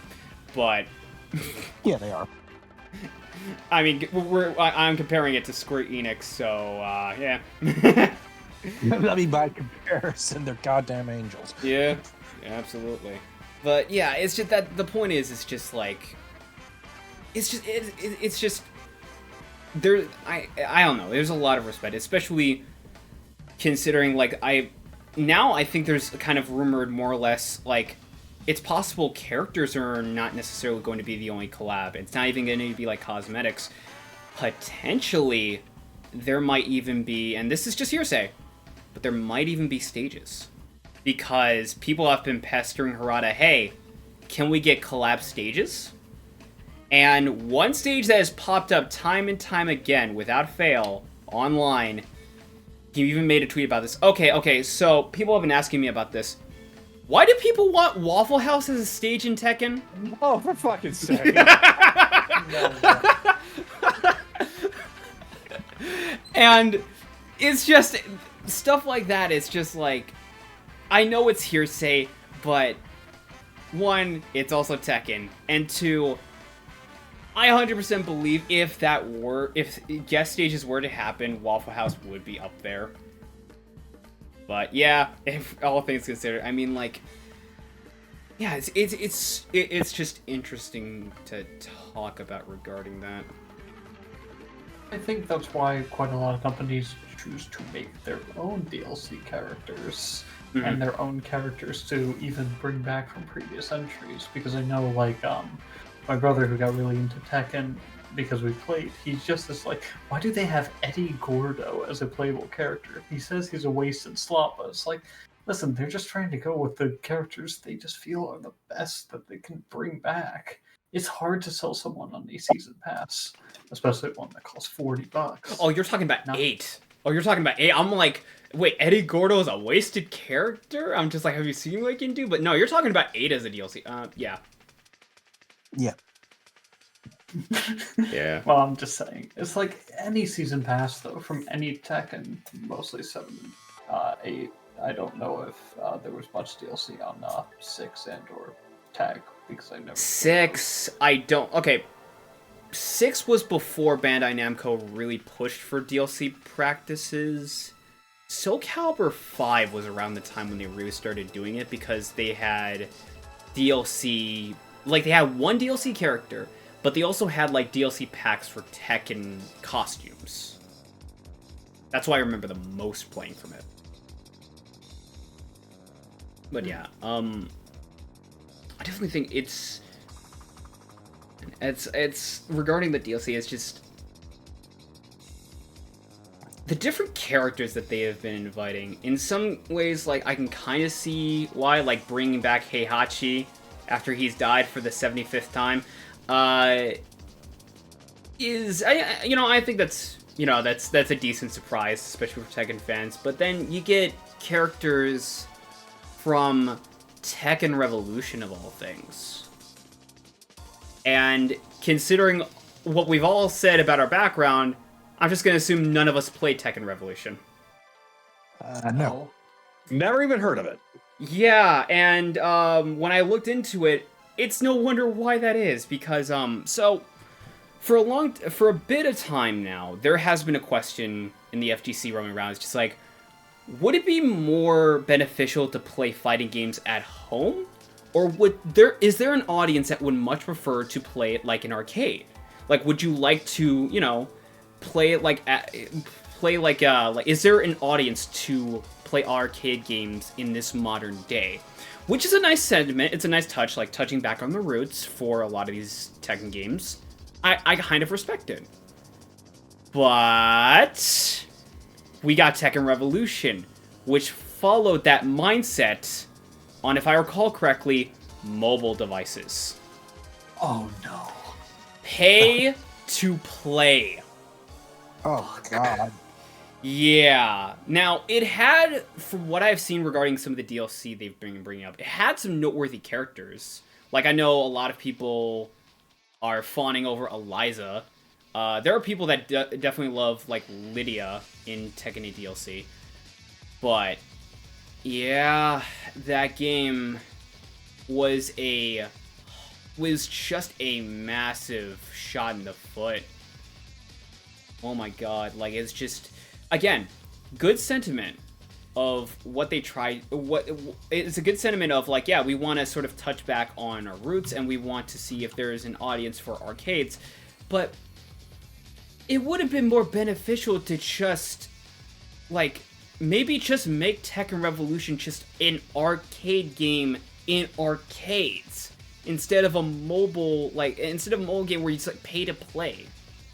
It's like, yeah, it's no wonder why there's so little actual talk about it, because nobody really was fucking for it. Oh wait, I briefly saw someone mention this game. Yeah, it is super obscure. I think it was only released on like the PS3. Maybe, but That's weird. it's. I don't know. But I mean, like, it's. I 100% think it was like one of the worst known. I don't know about selling. Probably selling, considering I'm going to assume it didn't do all that well. It probably bombed, but worst known games out of Tekken, and I think for a long and it's interesting because like when I talk about like best selling and worst selling games in Tekken, one comes up to mind, and it's Tekken Tag 2. Interestingly, in terms of sales, but over the years, like Tekken Tag 2, I noticed has definitely become it's become a beloved classic because I think it's like the Mortal Kombat trilogy, in a sense, like the trilogy collection, where it's not necessarily like it's the best Tekken game ever, but everything that you've wanted from Tekken is in here. Like, the roster in Tekken Tag 2 is so huge. Just about everybody from Jin Kazama, from Heihachi Mishima, from Kazuya, to Tiger Jackson is in this game. And that's just like, in the amount of like detail and attention, so much and so forth, it's just genuinely like, that's just like hats off, and I love the fact that they came back for it. Now granted, yeah, I think it was just like worse selling because in the same vein with Tag 1, Tekken Tag 1 was basically just Tekken 3 but remastered in a lot of ways. And Tekken 6, from what I've heard, not a lot of people really enjoyed Tekken 6 altogether. Especially its boring story. Yeah. And the thing about the Tekken 6 story, like, it's interesting on paper, but dude, I signed up to play a fighting game. I didn't sign up to watch a visual novel in motion. Cause God, it's like you ever have one of those moments where you're just sitting by yourself and then you're just noticing like a silhouette, corner of your eye, moving in sight. And then you just turn and it's gone. You look back and then the silhouette comes back and then you turn back and then it's gone. And then it's just on repeat. Tekken 6's story feels like that, but except the silhouette shows up in your sight, you turn, and it's stuck in the corner of your eye. And you're trying to look to see it, but it's continuously stuck in the corner of your eye. You can't get a clear visual. And the more you turn, little by little, the actual silhouette reaches out further and further. But the more you turn, the more dizzy you get, and the more nauseous you get. And the point where you don't even want to keep doing it. And then, by the time you're done with it, it's just like, you're done, you don't want to look for it, but it's still there. That's what Tekken 6 story feels like. It's just like, can you show me something? Can you make this interesting? Like, it's just drags on at times. I think it was at that time when there was a lot of stake putting into a story mode in fighting games, because there were a few other games that were really big on story. I think it was actually a couple of anime games like BlazBlue. Yeah. And people were like, oh, wow, this fighting game has such a great story. I'm really invested in what's going on, the characters, even though you're watching cutscenes and having a fight maybe one every 10 minutes. But at the time, it was popular, so everybody was trying to jump on it. Yeah. I think regarding the story, it's just like, when it comes to like fighting games and their story, like, the one game I think genuinely did it right, and this is where I feel Tekken 8 actually sort of, in its own way, might have taken notes. And that is Mortal Kombat 9. The story mode in that game, I know it's very much just, it's a remake of the original story, but the way they handle it, it is, you have the cinematics and these like characters moving around having discussions, but in every single cut, every single time you're a new character, it quickly just gets to the fighting because it knows, hey, you're here for a fighting game. Like, give you the context, the rundown, let's set things up for a fight, then let's go. Because that's what Tekken 8 does. Tekken 8, like, it has a high budget movie, but in every chapter, you start getting more and more, a little more to the fighting. And I think it handled it right, where it's like you have these big cinematic moments and these big cinematic cutscenes and all that, but you balance it out with getting ready to fight, like just not taking people out of the experience or out of the moment in a lot of ways. Yeah, I do really think that NetherRealm, just overall, not just with Mortal Kombat, but even with Injustice, they kind of set the pace for that. Yeah. And it was a good pace. And anybody that tried to copy it, well, wasn't very successful for the most part. But I have not played the recent Tekken 8, so I do not know how the story was in that one, but it sounds like that it has vastly improved in its presentation. It Yes. has vastly improved. Oh yeah, absolutely. Yeah. Very. Yeah. And you bring up I brought up Mortal Kombat in this story, and immediately cut to the Doobas Goobas skit, just like, Ed Boon just, I'm gonna reset everything, Scorpion. Again? You're gonna do it for a third time? It's like, yeah, because I really want to. It's like, you're gonna sideline me, the guy on the cover of Mortal Kombat, for someone who came out of Johnny Cage's ballsack. Can you say it another way? Because it sounds really stupid when you say it. It is stupid. It's just like, you sound really entitled, you know that? I'm sorry if I feel like I should be own something because you put me on the cover of the box. What the fuck are you nope. Alright, so first rule of order, Reptile dies immediately. Why you do this to me? Why?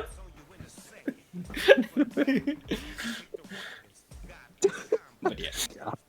All I will say about, like, Tekken 8's story, in the event that you do want to play it, without spoiling anything, if you have been a follower, or if you've genuinely, like, enjoyed Jin Kazama's story, for the most part, this is pretty much the conclusion.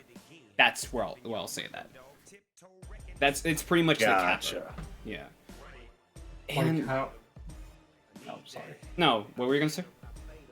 Well, what I would just say is it's pretty much like every video game story where it's like, if you don't think about it too much, you're pretty much gonna have a good time. It's the best 7 out of 10 you're probably ever gonna get. Yeah. That's probably more of a glowing review than you can imagine. Yeah. And, I think that's even more favorable, especially considering what I was about to get into, and that is, while I do, by all accounts, to anybody who has still on the fence, I do recommend people, like, pick up Tekken 8 and, like, have some fun with it. Unfortunately, there are things that I cannot ignore. Starting with Bandai's practices. Oh. Here we go. So, Bandai Namco, for pretty much the entirety I've known them, is kind of been here or there. Back when, like, they released games on the PS2, I don't really have too much of a problem with it. And even in the days of, like, PS3, like with Soul Calibur 5, not too big of an issue with it. But this game... Oh! So, You know, like, all right, let me set the groundwork here. I want to talk about Fortnite. Weird thing, That's a jump. weird jump. It'll make sense. Trust me on this. Let him cook. Let me cook. So in Fortnite, when I discovered it, when they were doing, like, when they said, oh yeah, we're gonna make our own racing game and whatnot, I played it. The game is free to play. And it's just like, okay, so how do you make money off of it? Well, there's a few different ways. They have limited time skins and whatnot, sure. They also have money coin bundles, which are like, yeah, you can pay real money for these, like, packages of in-game currency so that you can buy, like, this, you could have enough to buy this limited time skin, or you can, or that and just something a little extra. Basically the process. And with it, they have what is called a battle pass. So, just to say that, they have what is called a battle pass. And the idea there is just playing the game. You log in, you play the game, you play some modes, you join your friends and whatnot, you get some achievements, and it has a bar that progresses more and more. Sort of like an experience bar, but every, like, few levels or so, you get a bit of a reward. You get a bit of, like, money coins here or there, you get a special decal, you get maybe a new icon, maybe even, like, a particular skin or a character. And that's cool, like, especially considering it's free to play. That is cool. Bandai Namco said, okay. That, but in a $70 game. That is the major issue I have with this Tekken 8. Is that Bandai Namco had the bright idea to, in a game you are paying either $70 or in some cases well over that, we're also going to add money coin bundles. And we're not just going to add money coin bundles. Yeah, remember all those nostalgic costumes from previous Tekken games? Like Jin's Tekken 4 outfit, Jun's Tekken Tag 2 outfit, and all this cool attires and everything. Yeah, you can get this, but you gotta buy our money coin packages. And also, because we know, like, people love character customizations and all that, with these, we're going to introduce unlockable character items with our Tekken Fight Pass, which you just have to play the game and online in order to be able to unlock more and more. And the problem with that is that the quality of the items ranges from mid to cheap effects. Like, I remember seeing one of the seasons they had a fight pass. The top item, like, if you either bought the entirety and just skipped to the end of the fight pass, or if you genuinely played this day in and day out through the patch, your reward was just a standard stereotypical afro. That's it. And it's just, I genuinely, like, if it wasn't for the fact that I don't really care about any of the things on the Fight Pass because it's so, it feels so cheap, it feels so lackluster, it feels like I don't even want to bother paying for it, I would be further pissed. And then, introducing the bright idea to, okay, so we're introducing Heihachi back into Tekken.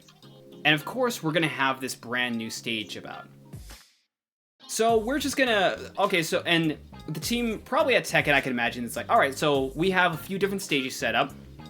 We'll just introduce this into the game, and we'll be good, and we'll just make Heihachi DLC. Bandai. Now, hold on. What if you make 2 stages, technically 1 stage, DLC, next to Heihachi, and sell them separately? I'm like, what? Yeah, just think about it. I mean, like, people are paying for a DLC anyway. Like, why not just sell the stages as DLC? Who's gonna complain? Sir, I feel like that's kind of stabbing our audience in the back. I mean, I don't think anybody will be pleased with that. No, it'll be fine. I'm pretty sure, like, nobody will complain. But, sir, okay, even if we were to go down that route, wouldn't it be better to just sell the maps and sell the character as one bundle? Nah, it'll be fine. Character releases, stage releases. Stage gets negative reviews across the board. Nobody loved this. Nobody loved... Because they already added in a free stage with the patch. Nobody loved paying for a DLC stage. Bandai Namco is like, okay, so I don't know where we went wrong. I guess people just hated it. Like, yes, sir. Maybe we should do something to, I don't know, make it a little more, show that we are sorry and something. Okay.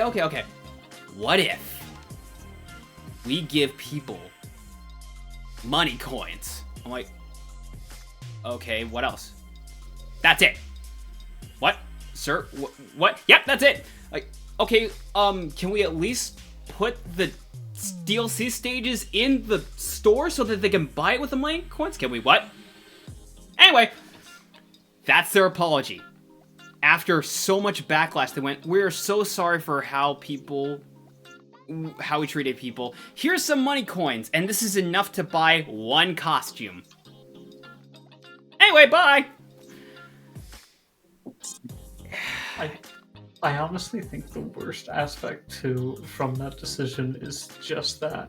Well, one, you can't just buy the coins, like the coins you want for a costume. Yeah. Because they all cost like 400 Tekken coins for like actual costumes, and I think it's like 300 Tekken coins for like customization outfits for multiple different characters. So, what they decided to do is it's like, you have to buy like $5 of Tekken coins. So you have 100 extra, but you can't use anything to buy the 100 extra. So it's fucking worthless. And that's another thing too, is that they also had to change their shop, because I remember when I first got the game, one of the major problems was, okay, so I want to get, like, let's say for instance, you did fall into it, like, alright, I want to get some money coins, and I'm just gonna buy this one costume. What do they have in store? Their lowest price. Well, costumes cost about 400 coins. Their lowest price for bundle, 600 coins. Honestly, I'm just gonna say, as much as I do not like a system like this in Tekken, if they were going to do it, just make people, like, give people the option to add in, like, money coins by the hundreds or whatever, right? And just calculate the amount they need to pay.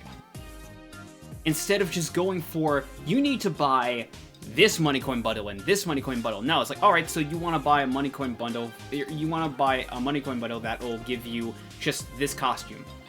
Alright, so you can choose this option. How much do you want to put into it? I wanted to get 400 money coins for this costume. Okay, so this is going to be this amount of money you have to pay. As much as I do not like these free-to-play practices in a game like Tekken, something like that I felt would have at the very least have been somewhat more respectable. And that's not even to talk about some of the other issues in the game. For one, and I have noticed they haven't changed this either, replays are worthless by the next big patch. Wait, what? Yeah. So, let's say we just have a fighting session tomorrow, just hypothetically. Tomorrow, we just have a big fighting session. And I save all these replays. The day after, hypothetically, Bandai Namco and Tekken says, alright, so we're updating the game for the next season. I'm like, okay. And then I join in the next day after maintenance is done and everything. I'm like, alright, okay, so I want to, like, actually sort of record, and I want to use, like, those fights. I want to watch over those fights that we did yesterday. These fights are not playable due to them being from an earlier patch. And oh god, I hate that. yeah, and it wouldn't be so bad to me if, one, you had the ability to like permanently save these and just archive them, or even, you know, back them up on some level, considering that a lot of games do that where you can just record footage and everything and save them away on a hard drive. You can just back these up and save them there. That's one option. Or, and this is something I would much prefer if you're not going to fix it, add in the option to either delete all or select all and delete selected. Because you have to, if you have been saving replays in current day Tekken, and all of those replays are no longer playable by the next patch, you have to go in and delete every single one of them by hand. And that's just a slog and a half. It's just like, if you're not going to fix this system for replays, at the very least, just make it easier for people to get rid of this shit.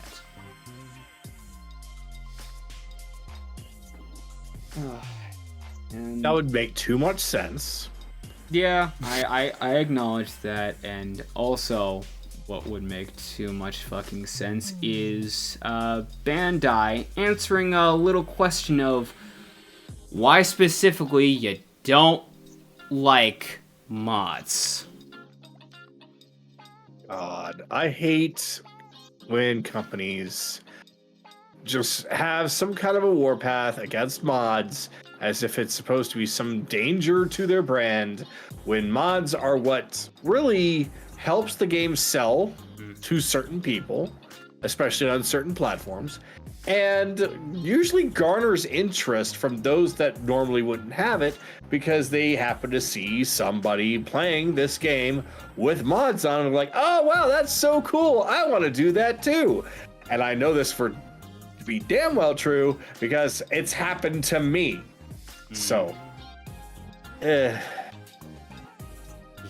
and it'd be one thing if it was just like, I mean, it'd be one thing if it was just like what the developers behind Marvel Rivals are doing, where they're just like, oh, so you like modding? Well, we're gonna make those mods unplayable for this new patch. Have fun with that. Which is just gonna be like, okay, we will just update to get beyond that. You're just making us stronger. It'd be one thing if that were the case. It is another thing when there have been cases of people making mods for Tekken 8, and then Bandai going, yeah, we're gonna send copyright strikes to these YouTube channels and these Twitter accounts. And then we see this giant modding website. We're gonna send a cease and desist to that. Why? I don't know. Because they just can't. Now, they're damaging our properties. Now, 100%, I'm just gonna say this. I do not blame Harada or anyone behind who develops Tekken, because 100%, I just think they want to make a game and they're just trying to get this game out. I 100% believe that. I 100% absolutely blame the suits, the higher ups at Bandai, because at the very least with Harada, as far as I can tell, the reason for why particularly, because some people will be like, hey, this one character from Elden Ring, like tagging Harada. Hey, this one character from Elden Ring, I modded them into the second game, and it's like, he says, oh wow, this is, don't get me wrong, this is really beautiful and everything, but, if I could just ask, maybe please don't do that and everything. And it always confused me as to why that was, but then I thought about it, and then my thoughts about it became more confirmed when he sort of kind of confessed what it was sort of like. Essentially, the biggest worry with the people who are in head of Tekken is they're worried about running into legal problems. They're worried that people will notice, oh my god, Crash Bandicoot is in Tekken 8, and then the people who own Crash Bandicoot go over and knock on Tekken door. It's like, hey, you guys didn't ask us, nor did you pay us for having this character in your game. And they're worried about essentially getting a lawsuit. Which I think on some level, I can give the benefit of the doubt for. I can say that's fair. Like, I'm not in your position, and I understand, yeah, there's like, you can't just throw whatever you can willy-nilly into a game like this and just call it a day. There is some things that have to be taken into account. Like, hell, even if you do like a fan-made project with copyrighted characters, like there's a VTuber fighting game, for instance, that is not using, that I don't think got any of the permission for any of like the management or anything for the characters that they're using. But the game is also free. It's not getting any money in any way, shape, or form off of it. So the companies that own those characters that are in that fighting game, they're not losing any money off of it. So there's that compromise. So I understand the worry there of it. And if I can... And also, I do acknowledge that, yes, by all accounts, there are people that will mod different movesets, and like I've said, there are people that will write scripts and have bots to cheat in Tekken. I acknowledge this. I'm not saying that those people don't exist. I realize they exist, and there's a time and a place for that, for some of that shit. Like, if you're going with, like, different movesets characters, the least all I could ask you to do is take that to private with your friends and just play it there. That's all I fucking ask. Outside of that, if I can acknowledge that, by all accounts, can we acknowledge that mods that are mainly cosmetic are not that much of a fucking problem, especially for people who make them, and people like me who just make content in my free time regarding mods. Because, okay, it's one thing if it's a tournament, because I think that's where a lot of the whole modding fiasco regarding these companies started, is that somebody, I forget what, but somebody in a tournament had a NSFW mod to a fighting game on, and... Oh, yeah. Yeah. That, and I think that's the biggest worry, is that we don't want people coming into our tournaments that are, like, for generally all audiences with these mods and everything. We don't want it. We want it as official release as much as possible. I acknowledge that. But I'm not talking about tournaments. I'm not talking about special events. I'm talking about, hey, can I make a private lobby and then just join with my friends and we can just watch Cheaton beat the ever-loving shit out of Joker from Persona 5? That's all I'm fucking asking. That's all I'm fucking asking. And by all accounts, if there... Because here's the thing that I think needs to happen, is that there needs to be more communication and more agreement on transparency. So, for instance, if Bandai agrees that, alright, we will allow mods, provided that you state that they are mods. Instead of trying to, like, instead of just going off saying that, oh no, this is exactly in the game. As long as it's not, like, particularly false advertising, we will allow it. If there's something on that line, I think absolutely you can coexist with this.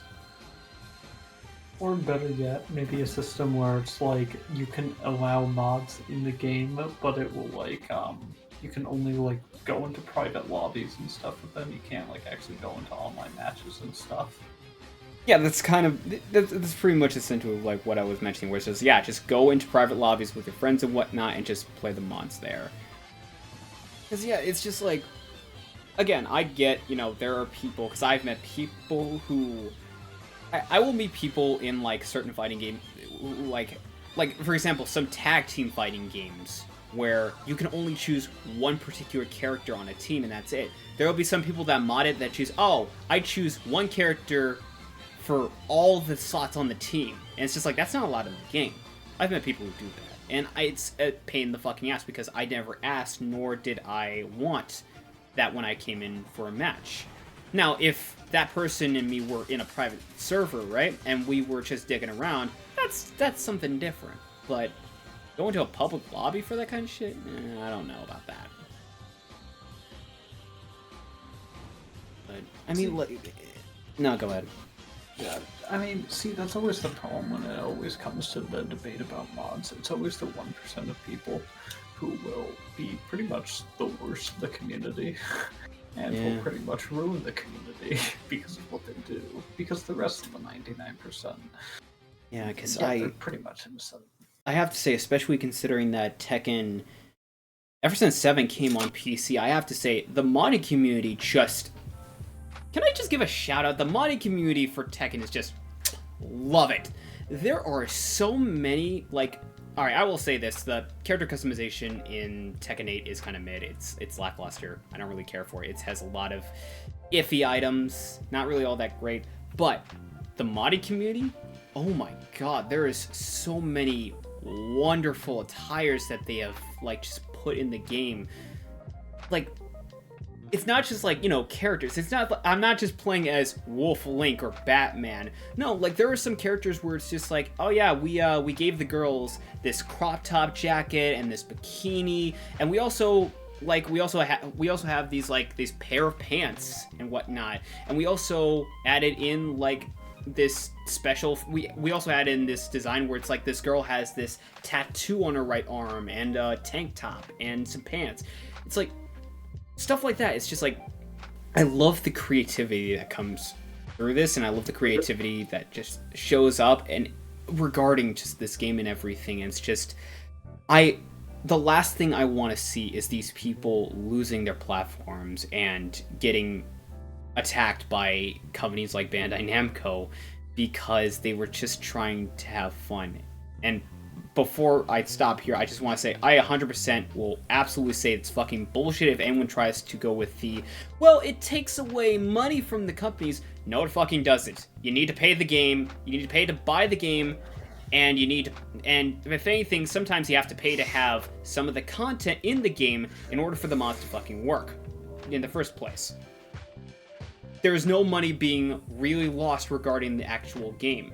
If there is any money in particular that is going, it's going to the people who are being commissioned to make these mods, who are making a living off of doing this stuff. That's it. That's all my piece.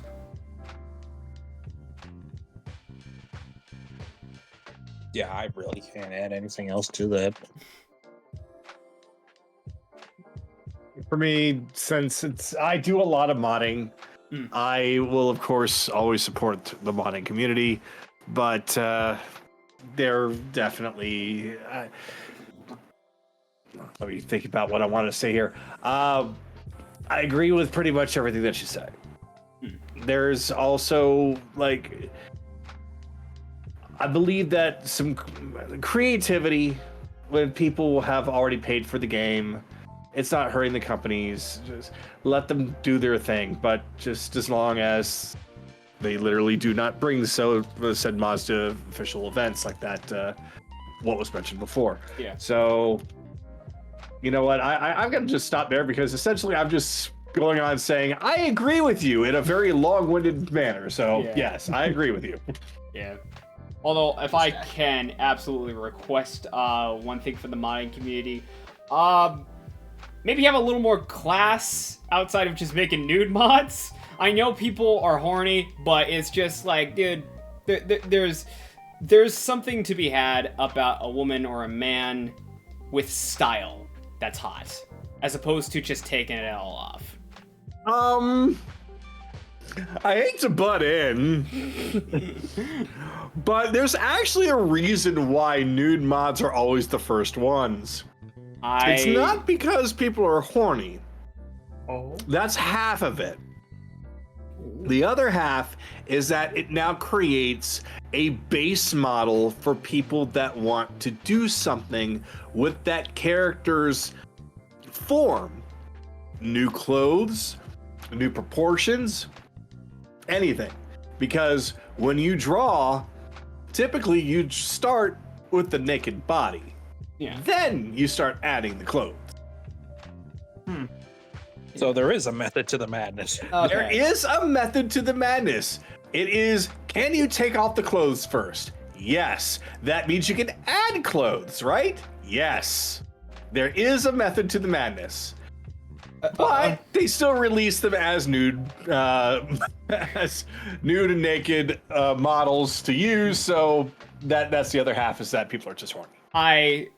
I do see what you're saying now, and I do acknowledge that, but I also side with, do the guys have to have foot-long erections? Now see, they took the naked model and added something to it. See?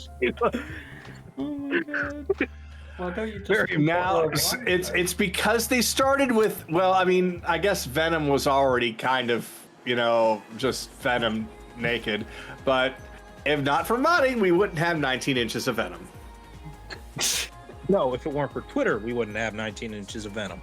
I was gonna say, if it wasn't for Overwatch, we wouldn't have 19 inches of Venom.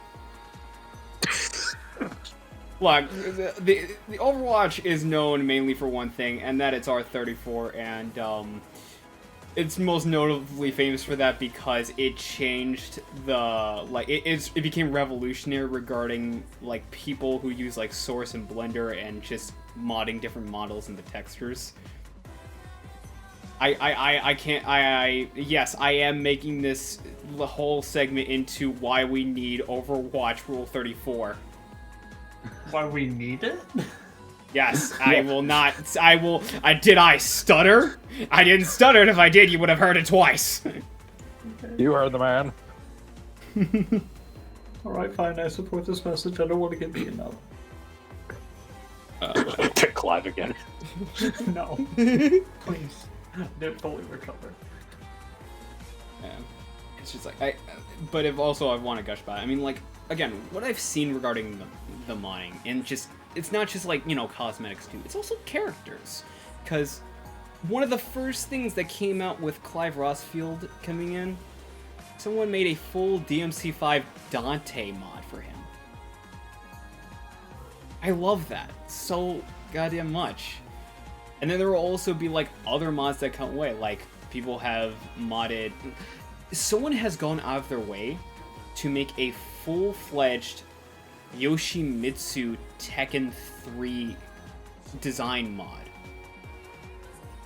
Next to that, someone has gone out of their way to make multiple mods specifically for Jun Kazama to make her unknown from Tekken Tag Tournament. Then there's also other mods too, there are characters from Jet Set Radio, there are characters like the mascot Cheeton, characters like Crash Bandicoot. Sometimes you'll get Spider-Man and Miles Morales. And yeah, it's just there's just, again, I love the creativity that just comes out of modding. Alright, that's I do kind of want to move on, and I think we'll talk about this last thing, and then I think we'll call it a night, honestly. And that is regarding more or less what we think about the future of Tekken at this point. Honestly, if it ain't for the scummy business practices and whatnot, I feel like with the addition of Clive, I feel like Tekken might have a good future. I feel like, honestly, nothing against Harada, nothing against nobody work on the team. I feel like they'll be fine if they can do more with it. If they can, cool. I will be there when Tekken 9 drops in about 3 years. I'll give it another 13. Anyway. Yeah, that was me being generous. I apologize. See, I'm kind of unsure about the future of Tekken, because Tekken is always constantly changing and always goes through so many different bizarre changes throughout each entry. I think they'll definitely have a lot of screw-ups along the way. At least one every single time they release a season pass, but I think they can at least get through maybe another 3, possibly even a 4th year in a row without calling it quits. 6, I mean, yeah, the game works. It's pretty solid. They'll probably be able to add maybe another, 16-ish characters. I can see it. Yeah. Tekken 8 sold over 2 million copies in the first month of release. Yep. It currently is gaining millions upon millions upon millions of sales. It's fine. Yeah. It's gonna be fine. Yeah. 100%. It's not going anywhere. There's gonna be a fucking 9 attached to that damn name in a few years' time, and there's probably gonna be another mobile or something spin-off, and there's going to be Fortnite skins, and there's gonna be another Smash Brothers, and they're gonna put more in there, and then there's gonna be a party game, a card game, and it's gonna be around. Yeah. Yeah, safe to say it's going to be around. There will be a dating simulator at some point. If there isn't As already. long as it doesn't turn into a gotcha game, I'm fine. It will. It will. Code, have a seat. Yeah. Have a drink. Yeah, pretty much I agree, and to add on to that, yeah, like, it's gonna take a lot, because this isn't, because here's the thing, this isn't Soul Calibur. Like, Soul Calibur, yes, it was popular, but it could never really reach the same heights as Tekken. It really couldn't. Tekken had a wider reach when it came to the FGC. Soul Calibur was popular, don't get me wrong, but regarding, like, Soul Calibur 6, I mean, it's just like, it came out around the time of, like, Tekken 7, and that was doing numbers with, like we said before, the DLC characters like Negan, Akuma, Geese Howard, and Noctis. Like, yeah, it was kind of no wonder why, regarding the FGC, there were a lot more people that flocked over to Tekken 7 as opposed to Soul Calibur 6. Not to say that Soul Calibur 6 wasn't a good game, it's just definitely at a time and a place. It's kind of like Soul Calibur 6 to Tekken is like Battleborn to Overwatch, in that they came out relatively around the same time or so, but it was obvious which one was gonna be more successful. And yeah, I do agree that yeah, it's gonna be perfectly fine. It is going to take a lot of a genuine effort for them to pull another Tekken Revolution. It is just gonna that's just a fact. It's like they're going to have to perform a rocket science level of fuck-uppery in order to get that bombshell. Absolutely. But if we're talking about, like, I mean, the future of Tekken, for me personally, I could definitely see, regarding just near future, regarding Tekken 8, I definitely feel like down the line we could have more improvements to the game as it is. I do think it needs improvement. Like, private lobbies, I feel, could benefit from having, like, more than just name cards, like actual like lobbies where you can roam around with avatars, because that's a thing now where in Tekken 8 you can actually make your own little avatars, like sort of what they took from Virtual Fighter.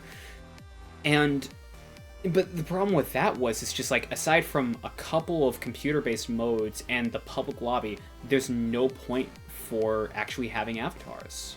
And even on that end, like, in a public lobby, you can't actually challenge people one-on-one. It's a random fighting. It's random fighting. Like, the whole thing with the online public lobby is just for show. It doesn't actually let you challenge people online, like, one-on-one, necessarily, that you want to.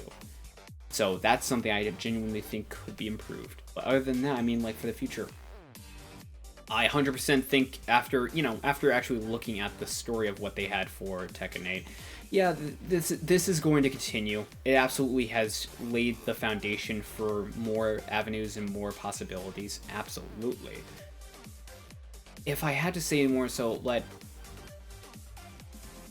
the thing is, it's just like, I do feel like, regarding it, I genuinely want to wonder if what they are doing with Tekken 8, particularly like stuff like the Fight Pass, if that is going to carry over with future games, which I think that genuinely is bullshit. I don't think that should be a system that should be encouraged. I 100% feel like if they were to, at any point, especially for Tekken 8, if they were to just drop it, I would be happy. If they were to just drop it and instead just make the outfits in the shop just unlockable, I would 100% be happy with that. That I genuinely love that.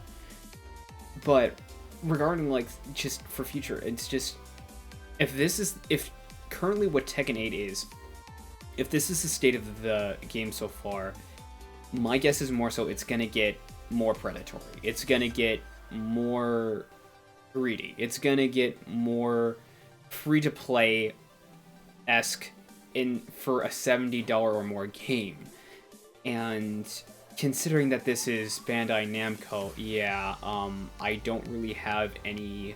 Unfortunately, I don't really have any hope that that is not going to be the future. Again, I don't know, like, no offense to the people who are actually making the game. It's like, look, I get it. You're following the rules. You're just doing what the higher-ups want you to, and just to keep the lights on, just so that you don't lose a job. I get it. I don't blame you. But as a multi-million-dollar AAA company, I've kind of lost faith. I've genuinely lost faith that they would actually, quote-unquote, do the right thing, especially when the right thing doesn't actually make them money. And that's the big thing. So, regarding the future of Tekken, I mean, what I would hope for over what I can just see regarding more or less the future of it, what I would hope for is just, I would love for a, considering that we have a Marvel vs. Capcom collection, I would love a Tekken collection. Get Tekken 1 through 6 just on, like, a disc or just on the store, available for people to download. And yeah, sure, you can make it $70, but hey, you're getting 1 through 6, and I'll even say Tekken Tag 1 and 2 on there as well for $70. Like, that by all accounts, I think is a genuine steal considering what you're getting. And absolutely, like, especially considering that some of the games, in particular with Tekken, are kind of stuck on the PlayStation 3, which is another big problem in and of itself with Sony. I do feel like just bringing those games back on multiple platforms as just a collection of sorts, I think would absolutely, like, there would be a market for that. You would absolutely make money off of that, and it would keep these games alive. Now, again, I don't know exactly what would have to go into that, specifically for, like, anything regarding online play. I don't necessarily know what would have to go into that regarding the amount of rebalancing and whatnot that you might have to do. But I'm just saying, if there's at least something in the works for that, in the similar vein of Onimusha Way of the Sword, I do not care how long it takes. I am willing to wait if you have this actually set in motion, if you have this planned. But I kind of know that it's probably not going to be the case, and if it even is going to be the case, there's going to be Bandai practices all over it, so I don't really know if it's a good idea to go down that road. But, yeah. But, well, all in all, it's just, like, I don't really see the future in a good way, in a lot of ways, regarding Tekken, especially with Bandai, how it is nowadays, but I do have my hopes. Yeah. Yeah. And yeah, I think that is, I think that's just gonna do it. Oh, man. Yeah, thank you all so much for joining me for, oh my god, we've been doing this for 2 hours.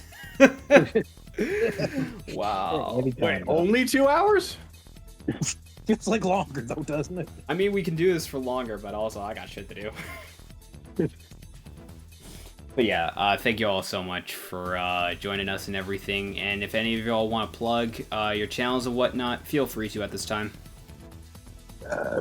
Nah, I've got nothing. I haven't had nothing for the longest time, so, you know, maybe. I won't humor you. I know your channel, I can plug it. I'll do it. I'll give you publicity. Don't want publicity. Well, I'm absolutely shameless, so if anybody is interested in my lovely voice, you can always go to Kagato the Final Boss on YouTube, and you will see all sorts of content that has absolutely no rhyme or reason. It's just what I'm doing at the time, plus a persona, because there's always a persona. There will always be a persona. Persona forever. Just persona. Just persona. Just persona. Just persona. But yes, please come, like, subscribe, comment. Come join me with live streams. I'm lonely. Please come. Yeah, I that's rough, buddy.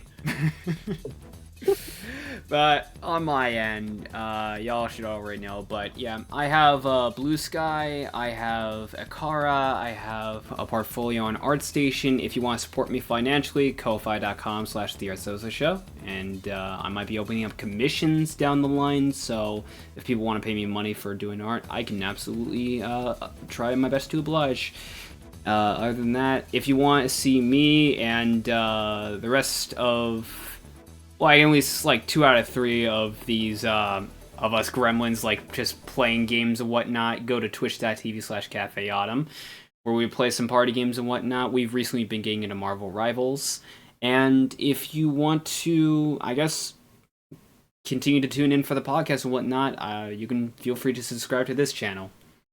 But yeah, this has been a trip.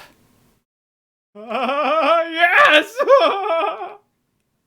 Who let this man on the wheel? What the hell? I'll let you know when you're older. Okay. But yeah, this has been great. Yeah, thank you all so much for joining me and the rest of the gentlemen here for the Autumn Colors podcast, and we will see you all in the future. So take care and peace.